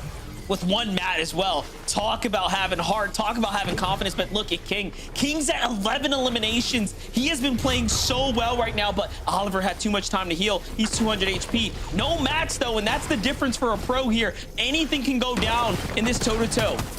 You know, the way King has been playing, this is going to be a hard one to beat already with 11 eliminations. Oliver just trying to go ahead and create distance. He has a little bit of HP left. He's hoping and praying the Chug Jug is going to be enough, but King has so much time left on the zone. That was a mistake by Oliver OG that King is going to capitalize on him, smiling ear to ear because he had just punched his ticket to the FNCS Grand Finals. He did it in great fashion as well. 12 eliminations alongside Aviv. Lost Aviv in the top 10 and still managed to play that so well. I know Oliver's thinking to himself, why did I go back so soon? He would have been better, of course, taking the full-on fight. Well, in the end, game 4 is now wrapped, Zeke. Yo, I mean, you know what? We called them the big cheese of even the start of this show, and you know, these guys are losing their minds. A solo clutch, 12 elims from Kingling? What the heck is happening, Kelly? Absolutely insane. We talked about it at the start of the show, these kind of veteran players finding these young bloods, these, fragging prowesses, and Kingling and Aviv picked the perfect duo mate in him. Honestly, there was a moment there where Oliver OG went for high ground, lost Carillion, and that was just the opportunity for Kingaling. He sees someone that was sticking to the low ground, go for high ground. He probably realizes that they don't have that many mats, and this is his opportunity to go on the aggressive. Yeah, Kingaling known for being that creative word, being very, very mechanical. So, like Kelly was mentioning, as soon as that 1v1 came around and I saw that Kingaling still had a couple of builds to work with, I didn't want to count Oliver out, but I was like, man, I feel like this one's going to be a little one-sided. And sure enough, it was Kingaling just, placing all of the builds, making sure all of the control was his, and ends up cleaning it up very, very nicely. A 12 elimination game from King as an individual. This is not a team total. This is an individual count. I can almost guarantee you we're going to see some of these highlights from this game in a video somewhere. I know that we were looking at Veno's eliminations for how, the most eliminations we had from a single player, but as far as a single player in a single game goes, Kingaling might take the cake for NAC. Oh my gosh, man. That's the trick, right, Kelly? Is you just change whatever your name is, just change it to King, and you'll just become royalty. That's what I'm taking away from this. So you guys can now call me Zeke King. That's right. That's right. With that being said, though, we are going to go to a short break. When we come back, game number 5. One last opportunity to get a victory royale or to end the day in the top 10. Don't go anywhere. You won't want to miss this final game. Songs, just a war cry by. This is my world. Watch me arrive. Watch me arrive. Watch me arrive. Watch me arrive.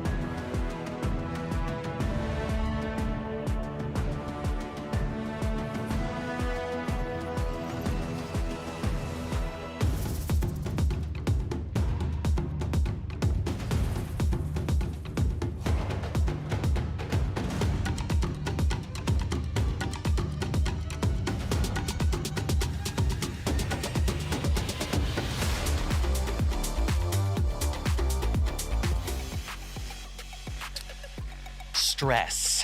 It's what I feel right now, getting ready for the last game out of heat number 3. We need a victory royale or to end in the top 10 if we want to keep the FNCS dream alive. which means not taking it to the LCQ. We don't want to go there. Very difficult there. We need to qualify right here, right now. Let's take a look at the standings, okay? With only a single game left to go, we got to start kind of setting the stage of what could happen, who's on the edge of qualing. Like, there's so much to talk about. Obviously, Peterbot and Poyle, we'll start at the top real fast. This last game, you know, Kelly, Vivid, I think this is the first time officially we've ever seen a duo claim a drop spot live on broadcast. Yeah, that is quite possible with Poyo and Peterbot changing up their drop spots in the middle of heats. I don't know if anyone could have expected it, but also Heat 3 has been a little bit of an unexpected ride. So Poyo and Peterbot kind of just playing things as they see them. But as far as grand finals go, you know, they're currently in our first place spot for consistency, but with 243 points, Vivid, I just don't know if it's enough. I mean, yeah. Who knows, right? Nah, they're definitely chilling. 37 eliminations on the day as well. Watching some of that back, by the way, I couldn't believe I was kind of watching it, right? Kelly caught me off guard, throwing it to me right there. So I was watching, I was like, oh my gosh, yeah, how did Peterbot and Poyle go down? And it happened fast, man. The high ground take from Power and Penta there that game was honestly incredible stuff from them, and no surprise to see how good they are to be able to take down Peterbot and Poyle to find them in that second place spot on the consistency leaderboard as well. So, you know, great stuff from them to go ahead and take that game. I love it. I love it. Let's take a look at page 2. Okay, let's flip on over. So top 15, basically after this last game is where we need to be if we want to be in that top 10 of consistency. Right now, Dolzer, Ishu right there on the very bleeding edge of qualing, right? We talked about them at the start of this show, but you know, Kelly, they're only 5 points ahead. That's really not enough. And with that second place out of Oliver OG, they also jump up 10 places. Like, 10 Kelly, this is gonna come down to the wire. I mean, obviously, a lot of us looking towards Oliver OG, one of the OGs for Fortnite, but also looking at a lot of our other names there. There's still people jumping up so many placements in our leaderboard. This is definitely still not it. And when it comes down to heats, you could literally be in last place, but if you are able to walk away with the victory royale, that is all you need. And it is possibly Oliver OG's story that he is going to be wrapping up for game number 5. They had such a good game number 4, playing that high ground really well, but when you run out of mats, when you don't have much else going for you, honestly, there's only so much you can do besides run away, try and go for the heal off, and then realize, oh wait, I don't have what I need for the heal off, let me go back. I gotta tell you, I don't want to speak this into fruition, but man, it's gonna hurt if Oliver OG and Krillian do not qualify, and that's how close they were, right? Came down to a 1v1, because right now they are sitting outside of that threshold, 16th place right now, 106 points. To kind of speak on the history of how the heats have gone this weekend, in heat number 1, we were sitting at 145 points to qualify to grands through consistency, and then in heat number 2 it was 174. I don't think we're gonna get up to the 170s today, but it does look like I wouldn't be surprised if it was around that 145 mark again, which if you take a look at some of our teams, right, we've got Booga up there in 12th place, is pretty close to 145, and who knows if it's exactly going to be that, but still a little bit below that. Man, I still am kind of waiting for that pop-off game from this duo. I did request, I was like, hey, you know, I want Craze to get a little bit more into the action. Again, this game right here, they ended this one with just 2 eliminations. I'm still looking for that big pop-off game. They've got one more opportunity to do it. Hopefully they at least get into the end game, because a solid game getting there would probably qualify them. I mean, obviously, there's only so much that we can watch in the early games right here, but you do have to wonder if just these early games aren't working out for Booga and Craze. To go to Zone 8 with just 10 builds is definitely not the position you want to be in. I'm wondering if it's just bad rotations or whatever, but regardless, yes, they are close to that precipice of not qualifying, but it's Booga and Craze. If anyone's going to be able to lock in the final game, Zeke, it's got to be Booga. That's right. This is it. The final game out of Heat 3. If you're a duo and you're not inside that top 10, don't give up. Fight till the very end. This could still go any which way. Fortnite fam, for the last time today, lock in. This game number 5 starts now.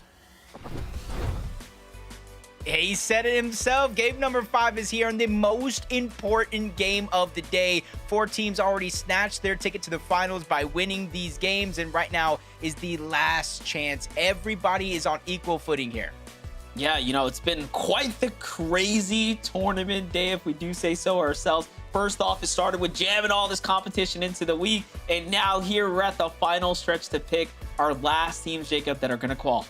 Yeah, and it's going to be close. It was like 10 points in yesterday's heat separating who went to the grand finals and who has to try again in the LCQ. Heat 1 was a little bit closer, and I'm just kind of hoping this one goes down to the wire. We've seen teams inside of the bubble and outside of the bubble lay it all on the line to get to the grand finals. It's the final countdown, last game of the day. Monster, let's jump right into it.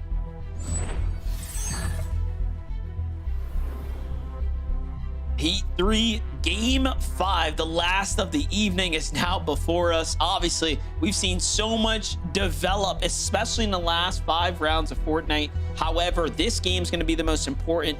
We saw that just in 2 games, you have been basically able to put yourself in the running, right? Setting yourself up here for the Game 5 finale stretch. Oliver OG, though, is one of those teams, Jacob, right? We want to see him do well, and they're just right there. Yeah, so close by. And again, Clicks and Higgs. And this is something Zeke said himself, for one of the first times ever we've seen a team not only switch drop spots, but claim a brand new drop spot and literally write their name on it. Clicks and Higgs went from Wonky Land to Squibbly Shores to basically a split drop in the middle of nowhere. They're inside of the bubble as of now, Monster, but it's so close. So much field attention. Tenya, Proxy, 4 fields. The battle that's been going down all day long. Proxy and Tenya are going to get that early lead, and with this being their last chance to win the game, it's all on Kiffy's shoulders for him and his duo to have any bit of a chance. This is crazy close, but I'm thinking about, I just want to bring that conversation back to Clicks and Higgs for a second. They are, you know, playing well outside their comfort zone right now, really having to mix it up, and just shows you how much pressure they have on their shoulders to just secure a couple more points, right? To make sure they actually get their grand final spot, because it's not free. It's not free for anyone just yet. That's how close it is on the standings here. Even for Bugha, we're still having to perform here. Just a couple more points, but again, we've seen how difficult these mid games can be. Especially with how many lurks just like this that we're seeing all over the map, just trying to sneak up on players just like that. Turbulence did not see it coming. Zusto slams him right back to the lobby. Luckily for them, though, his duo was a little bit separated from where he's actually at. You see him in the mini-map there. Even though he is close by, they don't know where he's actually at. So it does look like Lucky T down below has no choice but to sit and wait, and hopefully that team rotates out instead of camping the card. Yeah, look at this, though. Most important fight for Oliver OG right now. And, of course, the team that's been contesting them here at the north side. They've managed to win it consistently time and time again, but it just makes you wonder, is it finally the opponent's time?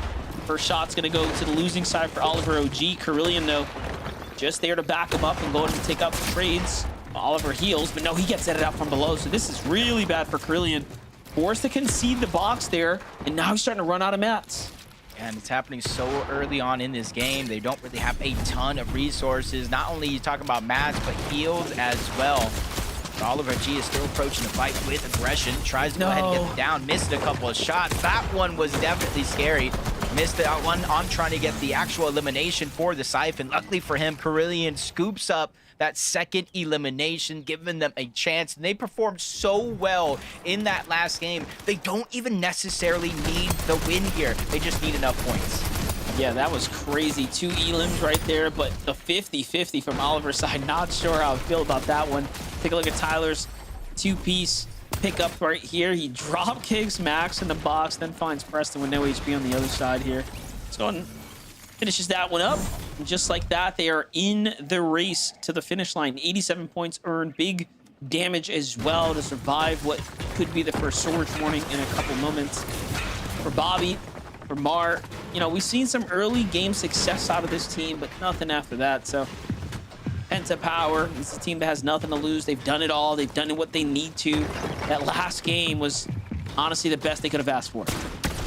And I can honestly respect for Bobby and his duo just trying to contest a better drop, because they're actually marked in the beginning of this tournament that were landing south of Sandy Strip, but that was also contested. So if you're going to fight for a drop, I always think might as well get something for it, but just interesting decision to choose the drop to go against Power and Penta, who will all but have their spot secured here in the FNCS Grand Finals, almost playing with nothing to lose. So it's a different type of pressure versus Bobby and his duo are facing right now. You can see they're not necessarily going straight in for the 50-50. They realize if they're going to have any shot at winning the game, it's not going to be off the back of taking down Power and Penta. It's going to be off consistent, good plays throughout the course of the game. What do things happen here? Peterbot, Boyo with some early rotates, looking like they're trying to hunt for someone right now.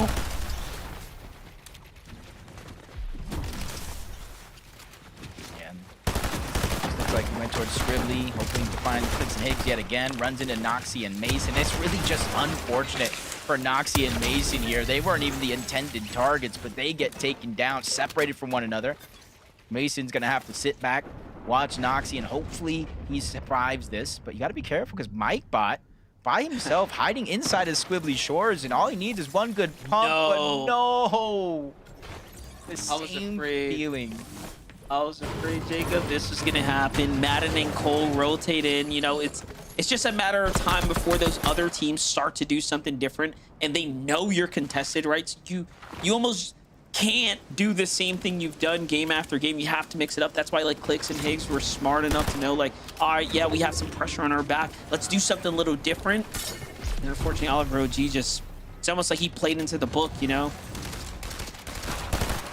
Oh, they heard the reboot. Mike was waiting there for so long. Hopefully the push went on to someone else, but they disengaged off one fight. Fights for the other. Mike, just like Logan, is hitting haymakers, making Poyo almost second-guess that decision. But, you know, they love aggression. They love to fight. And so they're going to continue the persistent pressure onto Mike. They got to be careful for any third parties venturing in their way. But for now, it does look clear as day. Mike continues to try to back up, runs into Poyo a second time, but Hits does him not too. find the same luck. He hits him hard, though. He almost finished him, but Peterbot wasn't there to back him up.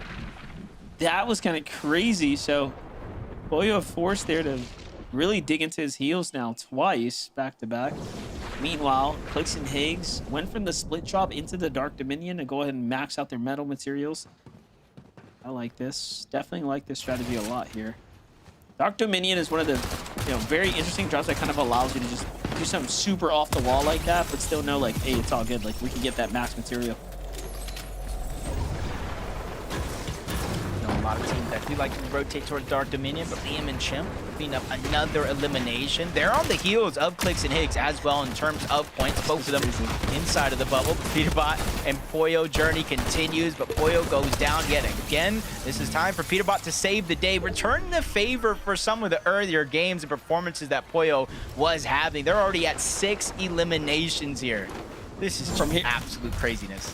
From here on out, any team Peterbot and Boyo pushes, I need to watch the opposite perspective. I need to know what it means for the team on the other side, because they are playing with a mission right now, and they have eliminated 3 teams so far. And quite frankly, I can't even tell you if any of those teams were about to qual, but it's over now because Peterbot and Boyo are hunting this last game. Yeah, just literally ending and crushing dreams as it goes on. Insane. Jack and Npen as well, though. They got a much harder journey, you know, but 95 points. I want to say Vivid mentioned about 145, between 170, but it might be on the lower end. About 50 points, so I'm just theory crafting math. So they need close to a win, but depending on how other teams perform, they might be able to get in with the second place. Uh-oh. Oh, no. They're getting closer and closer. Higgs Clicks on the move here. Even they know they probably shouldn't stay still for too long. Clicks goes into the bush. Peterbot checks the bush blindly. Clicks in a panic, puts the build down. Peterbot just had a feeling, and I think now he knows here what is about to play out. Obviously, you know you get that information from the client, so surely he knows what the pits are looking like. So here we have it. We're going to get a nice little clash here. Clicks has to win this fight. There's no ifs, ands, or buts about it. Yeah, and I see him immediately turn around, trying to put the pressure back onto Peterbot because he had a good advantage over Higgs at the moment. But now they're both just beaming up, and the third parties are now affecting this fight as well. So it's not going to be a clean 2v2. I think anybody would be crazy to think that would be the case, but Peterbot's persistence here. He knows Clix is in danger of not getting in through heats here today and forcing him to try to go through the LCQ. He's not only taking his drop, he's taking his confidence away by continuously putting down that pressure. Higgs, only a sliver of shield missing. It's Clix that needs most of that pressure being put off of him, but he's going to be the one that does go down. Ooh. But Higgs does a good job of trading it away. 1v1, but Higgs goes down. Poyo wins the fight. Clix and Higgs have just been eliminated in game 5. And we knew it, man. Poyo is just playing so well today. Higgs, unfortunately, did very good. Beats Peterbot in the exchange, and then that just happens in the end. Here comes Percento. Jumping in, he sees what happens. He's trying to get a piece of the action here. Might as well put your name in the lights, camera, and the action here. But Peterbot and Poyo, they have done what they came here to do. For Clix and Higgs, they're going to be looking at the 149 points, hoping it holds. But Peterbot goes down yet again. Poyo stuck in a solo clutch situation against Percent and Tragic. 70 points. Almost needing a win here in order to get in the FNCS Grand Finals. The last spot claimed through a victory royale. And that's going to be a huge confidence boost taking down Peterbot just like that. But it doesn't look like it's over just yet. Poyo still going on the offensive. You can see he has over the amount of gold needed to purchase the reboot back, but it might be he wants to go for the actual card. So that way he has enough gold to visit the vending machine. Definitely has some time to work with here. Meanwhile, Power, Penta, they've been fired up for good reason. They find Bobby here, who's just outside the palms. That team gets fully wiped up right there. So 149 points ends up being how far Clix and Higgs have made it. The real question is it going to be enough to hold up? You saw the teams, about 3 teams in the 111 point range mark. It will require all 3 of those guys to basically make an end game if they really want to get pushed out easily. But more importantly, the best thing that can happen, I guess, is someone up at the top takes a win. Yeah, and already we're seeing teams like, Power and Penta get eliminations. We saw Cole and Madden get eliminations. Even Peterbot and Poyo, we saw those eliminations. And that is essentially stealing points away from everybody else at the bottom side of the leaderboard. So in essence, it might make the gap smaller than some might think, but it's still anybody's game as Poyo returns back on over towards Squibbly Shores. He knows there's not going to be too much contention here. They already cleaned it out most of the way. So he's going to get Peterbot back on into the game. They already have 8 eliminations, 2 more than the last time we saw him. And so I don't think they're done just yet here. Yeah, I was just thinking the same thing. I was like, well, they already cleared that entire area. Like, there's plenty for them to come back and work with here. Poyo, of course, recognizing that. Jumping back with Tyler. Chance, these are teams that, again, are in contention for that top spot. Any one of these guys can obviously continue to pop off. But again, if you're Clix and Higgs, you are really just shaking your head right now and hoping that someone above you is going to take a win, secure a spot out, and help move that standing on up, and not the reverse, right? Pushing you down would be a problem. Similar zone as last game, though. Not exact, but we're just south of Wonky Land this time around. It's going to make for some interesting strategies. If you stay near these tall trees, you can connect to them, and it has a lot of HP to knock them down. And even after you knock them down, you still have to break the build. So hopefully teams begin to think in and outside of that box when it comes to this end game, because there's a lot of opportunity to really take charge of your own destiny, including Must and Liquid here. We saw them on the high ground in a couple of these games. We saw them have big moments here, but on 117 points, there's no bigger moment for them than this game here. It's insane. Look at this. Using those shocks to get up in those trees that we know you can actually build on makes for like a very interesting visual here. Liquid and Must, though, they've been here the whole time. No need to move so far, right? So we're just kind of big chilling here. Think about this, Jacob. I mean, not too bad for the Lumen Chimp, though. They still have the wheel that they want to use, and because the zone's not too far away from where actual Wonky Land is, as long as he has the HP, which he does have 6 splashes and some Slapperoni Pizza, he just needs to get towards a reboot. Wait for a lot of these teams to move on out. But you got to be careful because 2 tick going into 5 tick. So Chimp really has some decisions to make. And right now it does look like he's saying, hey, I might have to make this one happen as a solo. And on 148 points, that's one daring decision to make. Definitely. And he's pushing across. Really putting it all on the line right now. 148 is very, very close here to, of course, even pushing out someone like Clicks and Higgs, who are at 149, right? That is very, very important of a threshold, a point threshold that the teams below Clicks and Higgs, if they break, all of a sudden will make it even closer for them. So, I mean, Jake, I'm going to ask you here and now, do you think Clicks and Higgs are going to the LCQ? Nah, I don't think so. I don't think so. I think 149 is going to be it. But it's a guess. Everybody out there, I'm not saying 149 is going to be it. It's a guess. I want to believe, man. I'm a huge fan of Higgs. I'm a huge fan of Clicks as well. Would like to see them be successful and maybe get the revenge in grand finals, because that is just storylines for the ages already brewing. But Bugha and Craze would be the next team on their heels in terms of the leaderboard. About 12 or so points down. That could be one of the teams that pass, but it wouldn't push them out of qualification yet, because Bugha Craze, they are already inside of that bubble. Peterbot and Pollo fresh off of that reboot. Luckily for the Zen, the zone moved in this direction, so they have to make a short walk before they find themselves in zone. The irony, if they end up being the reason that Clicks and Higgs also get through because they key everybody that's in contention. We'll end up finding out here now, Jacob. They're continuing to push, and they're here. Very nicely done. Chaotic folds over so fast. And they're going to get the finish, the refresh here. Lobby starts to look inwards, though. Pollo takes a lot of damage there, but again, it's just a matter of time. There it is. Peterbot secures the loot, reinforces the base up, finds the pizzas here. And just like that, they're not only in the zone, but they are better off than what they were when they rotated in. Yeah, and there was a little bit more strategy behind trying to get that elimination. That wasn't them just keying, even though, yes, it probably is, because you're seeing he's doing it again, but it's more so they needed the materials. Fresh off the reboot, about 400 mats instead of stack, but he's going for another one. Peterbot, if he sees somebody, he's going, but right now, taken down yet again, really being put on the shoulders of Pollo here to try to save the day once more, but Pollo doesn't actually get the box up onto Peterbot, so he's not going to get the revive. Percent and Tragic have just taken down Pete and left Pollo once again as a solo, but honestly, I'm feeling like the way I felt about Peter years ago. There's almost no worries the way Pollo's been performing.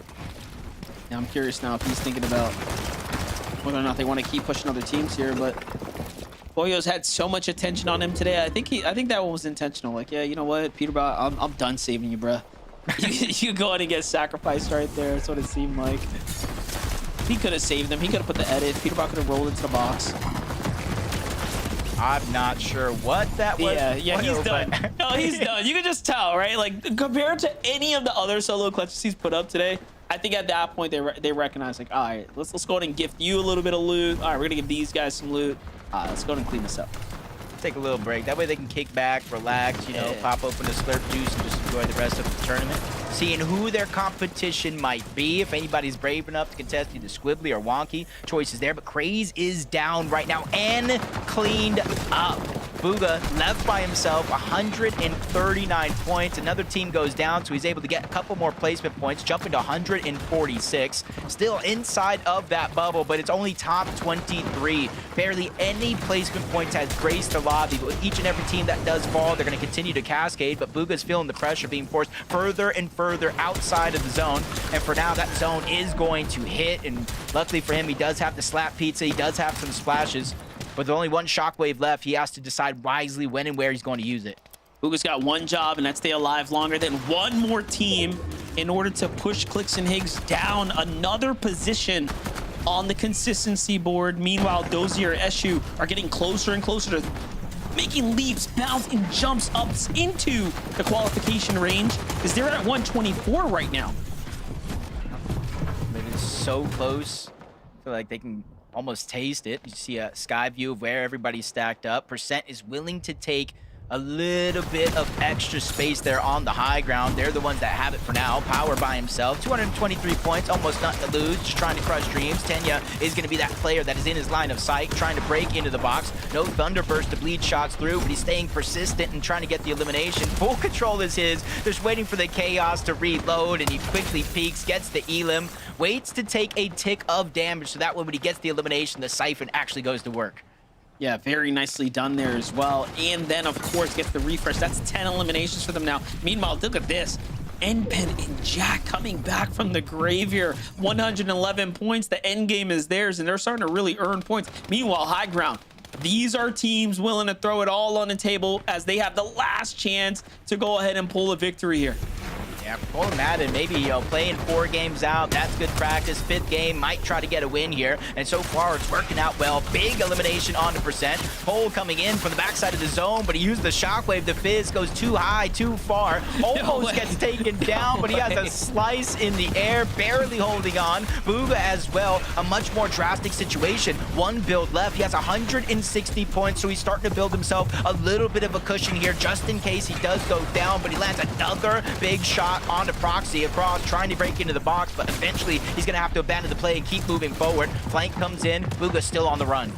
Yeah, this is good though. Booga's done it. He's done enough. He's 162 right now. He's been clutching up since about 139 points coming into this. 162 surely should be enough now. And look at this. Cole and Madden still in the game right here. That pizza eating in the sky play right there manages to keep them alive. And the more points that they earn, the more they're going to just, again, absorb into the top of the leaderboards right now. For Endpen, for Jack, their dream is cut short. For Matrix and Rezi, this is looking all the more close for them right now. It's not looking good here. Paper, they have 8 elims, but they're still in, Jacob. Yeah, we're gonna have to see a big performance from Rezi. All the time I'm hearing Rezi's next up. Gotta keep an eye on him. This is his chance to really prove it. He's going through so much trying to get out alive. He makes it to the front side of the zone where he has some extra heals, but it's the material that he doesn't have a ton of. And he even tries to farm the tree, but that one gets stolen away. High Ground, Cole and Madden just causing destruction down below. That Slam, that Zypta just trying to survive the onslaught of pressure that they're feeling from up above. But now Dozier and Ishu get taken down. 151 points as Rezi's on their heels. Now look at this, 151 jumps over, 150 now for Rezi, jumps over the bar as well. These are new teams entering into the qualification range now. Aiden and Waffle Joe still have a chance to do it. They can get a couple elims, they can find placement points because Cole on the high ground is just easing up right now. But Slam and Zypta are trying to do it too. This might come down to the win for this low ground team. However, a couple elims, if they can absorb all these points, they might just go through on qualification points alone. Big right now for Rezi. He's really putting Paper on his back right now, and you can see why Paper put the trust in him to be his duo. But he gets flanked, but he fires a massive shot. Carlitos feels the pain here, and now Yuki's by himself. Rezi's not ready to give up just yet. No builds, needs the siphon, needs the materials, but his superstar show comes to an end. Yuki's now by himself, trying to shockwave up, goes up against Cole and Madden, Zypta and Slam. He's the only solo in this world full of duos. This is actually perfect for Zypta and Slam right now. The fact that Cole and, his teammate on the high ground are actually so low on HP. Look at this. Madden, they barely have anything to work with, just a couple mats, but Cole's got nothing here. This can come down to the disruptor. The low ground team starts to look up, and then the shots go back and forth. It is not looking good at all here, Jacob. Yeah, Slam and Zypta, they need this win in order to qualify. We saw the point gap get spread so far here, but he gets a big elim on the one. Back-to-back shots by Slam and Zypta. 12 eliminations and a spot in Grand Finals. Game 6 for them. Couldn't have gone any better. That's the worst case scenario for a team that didn't have enough points to take the win. It's great for them, bad for everyone else. Zypta and Slam, congratulations. You have done it. And Zeke, that's going to wrap up game number 5. Oh, man. First off, Jacob, MDF, fantastic cast. Again, thank you guys so much for that. MDF called it out. The fact that this team wasn't in the top 10 and got a VR, great for them. Shout out to y'all. We'll see you guys next week in finals. Really bad for the lobby. We'll get to that in just a moment because I do want to give these guys their flowers. You know, finding yourself in a situation, and this is why I said right before going into this game, don't give up, right? It could come down to this final game. Fortnite does this all the time. Think about grand finals, games 12, right? Things like this, you wait out until those final moments, and now Zypta and Slam will be going to finals because they continue to believe, they continue to push, and got themselves that Victory Royale, Kelly.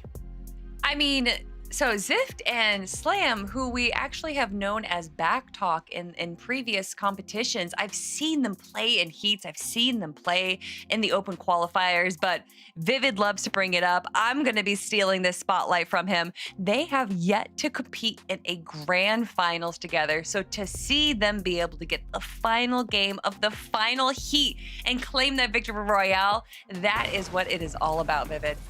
I mean, what a way to do it. The clutch factor, go all the way to all the distance for this one, right? Game 5 of the last heat on NAC. I mean, yeah, sure, you got the last chance qualifier left, but you don't want to go there. They went ahead, they clutched up, and, we're kind of talking about how much they needed that game. They were on 47 points going into this last game, so they weren't even close to that threshold coming into this one. So definitely needed a huge game there. The only way to probably go ahead and mathematically do that one is to pick up that win. They do just that, patiently waiting on the low ground for everything to unravel above them, and they just played it perfectly. Let's relive the winners. Maybe you're tuning in, you missed out on who got themselves a victory on auto qualified onto finals next weekend. Here is a breakdown and the games that they got the VRs as well. Friends, okay, let's start to talk about the elephant in the room. Clicks and Higgs. We knew going into that game 149 points.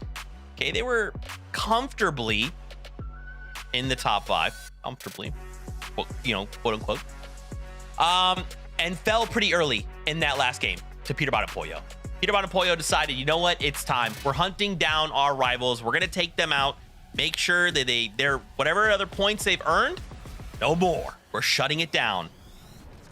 Many other players in this game, we started to follow really closely, right? You start to look in that bottom left, a little icon with the numbers, right? 149. You're starting to see other duos creep up, surpass those numbers. Now I got a question. Did they make it, Kelly? Did they make it? I'm scared. Well, I don't want to spoil anything just yet, but for Clicks and Higgs to be able to handle this Heat 3, to be able to go up against the likes of Pollo and Peterbot, and to kind of have this storyline play out before really even the grand finals, you know that there was a lot of pressure onto Clicks and Higgs. But if there is anything that this duo can handle, it is the pressure. Yes, Peterbot and Pollo are the juggernauts of the region. And yes, although they might have won that game number 5, if we do look at that second page and see the threshold, Zeke, we might not see Clicks and Higgs right here, but we do see them in that 14th place. Now, Zeke, that is very close. Probably a lot closer than a lot of us were going to expect. 1 point away from that precipice of hitting that 15th place. Vivid. Clicks and Higgs might not wanted to be here for Heat 3, but I can imagine they're going to be making some changes for the grand finals. Yeah, we were kind of watching that last game right there, and Kelly was pretty convinced that, 149, they were fine. I was like, I don't know, it's going to be pretty close. Turns out she was right, but I think it ended up being pretty close. But yes, they do qualify to finals. Doesn't matter how you do it, as long as you're going to be there. And we've kind of talked about it. Socials are going crazy. Everybody in the community is kind of realizing what's unfolding for the drop map ahead of those grand finals. So they have a lot to figure out ahead of them in terms of their early game. Probably want to, adjust a couple of things going into some of the late games as well, maybe some of those mid-game fights. But like I said, in the grand finals, another one of the big teams that we were actually following today, Booga and Craze, you can see them up there in 11th place. They are through to finals as well, so cool to see that. And I did want to go ahead and give a huge shout out to Paper and Rezi. First of all, Paper, man, he is just always in the mix. He always finds himself qualifying for things, whether it be global championships, whether it be grand finals, right? We kind of don't hear about him, and he just like comes back to the game. But it was all in the back of Rezi, man. An incredible solo clutch, and you actually saw it when we were looking at the standings. They went up 9 positions. They really, really needed a good game, so they got the job done. They went ahead and clutched it up. And as we watch some of the Booga and Craze highlights from that last game, they also needed to pick up a couple of points to secure their qualification as well. And they did just that. Oh my gosh, man. To think the very next step is the last chance qualifier. Still some names are going to have to take it there. and battle it out. And only there's only a handful spots there, you know? I mean, look at 26th place, right? Noah W plays. Oliver OG in 22nd. We saw him make some a great play there and come out in second place, but you know, the competition was fierce. And I'm almost kind of like starting to look ahead. Obviously, like with the heats being somewhat chaotic, everyone's kind of split into their own heats. Now we're coming into one heat, right? From all of these different heats. Now we're kind of coming up with a more solidified plan. Hey, you know, everyone in the lobby, you guys have your drop spot, right? Like they're gonna be here, we're gonna be here. Now we have to start kind of forming plans, Kelly. It's gonna be very different next weekend. Well, and the fact that it's 2 days, crazy. I mean, if you look to social media right now, there's already some plans being laid out for the rest of us to enjoy. Going It looks crazy. like Peterbot is going to be changing his drop spot to wonky. Now, he just tweeted that out. I don't know if there's any validity to that statement. And then, of course, we just saw the tweet from Flick saying that he's going wonky as well. So, Vivid, we haven't even gotten to the grand finals yet, but it seems like the heat is already turning up. Listen, we knew when we got scheduled these 3 heats, Friday, Saturday, Sunday, LCQ finals are going to be on Tuesday, and then grand finals to quickly follow. We were in for one heck of a couple of weeks of Fortnite, and it's looking like we're going to get just that. NAC Zeke, it always delivers. Oh man, I am so excited. What a fantastic weekend of Fortnite. As Vid called out, we will be here for the last chance qualifier on Tuesday, as will EU. So if you had questions, we're telling you right now, we'll be here. Make sure you tune in. Don't get crazy and wicked over there as well. As we start to wrap up, just wanted to say a massive shout out again, MDF and Jacob. These two phenomenal friends right here. Obviously, our friends over in EU, 3 days of Fortnite. Now we look forward to LCQ and then finals next weekend with spots going to the summit all on the line. Fortnite fam, we hope you have had fantastic weekend. Thanks for hanging out with us and watching some Fortnite and watching us freak out over it. Until LCQ, we love you. Keep yourself safe. We'll see you on that battle bus. Beep, beep.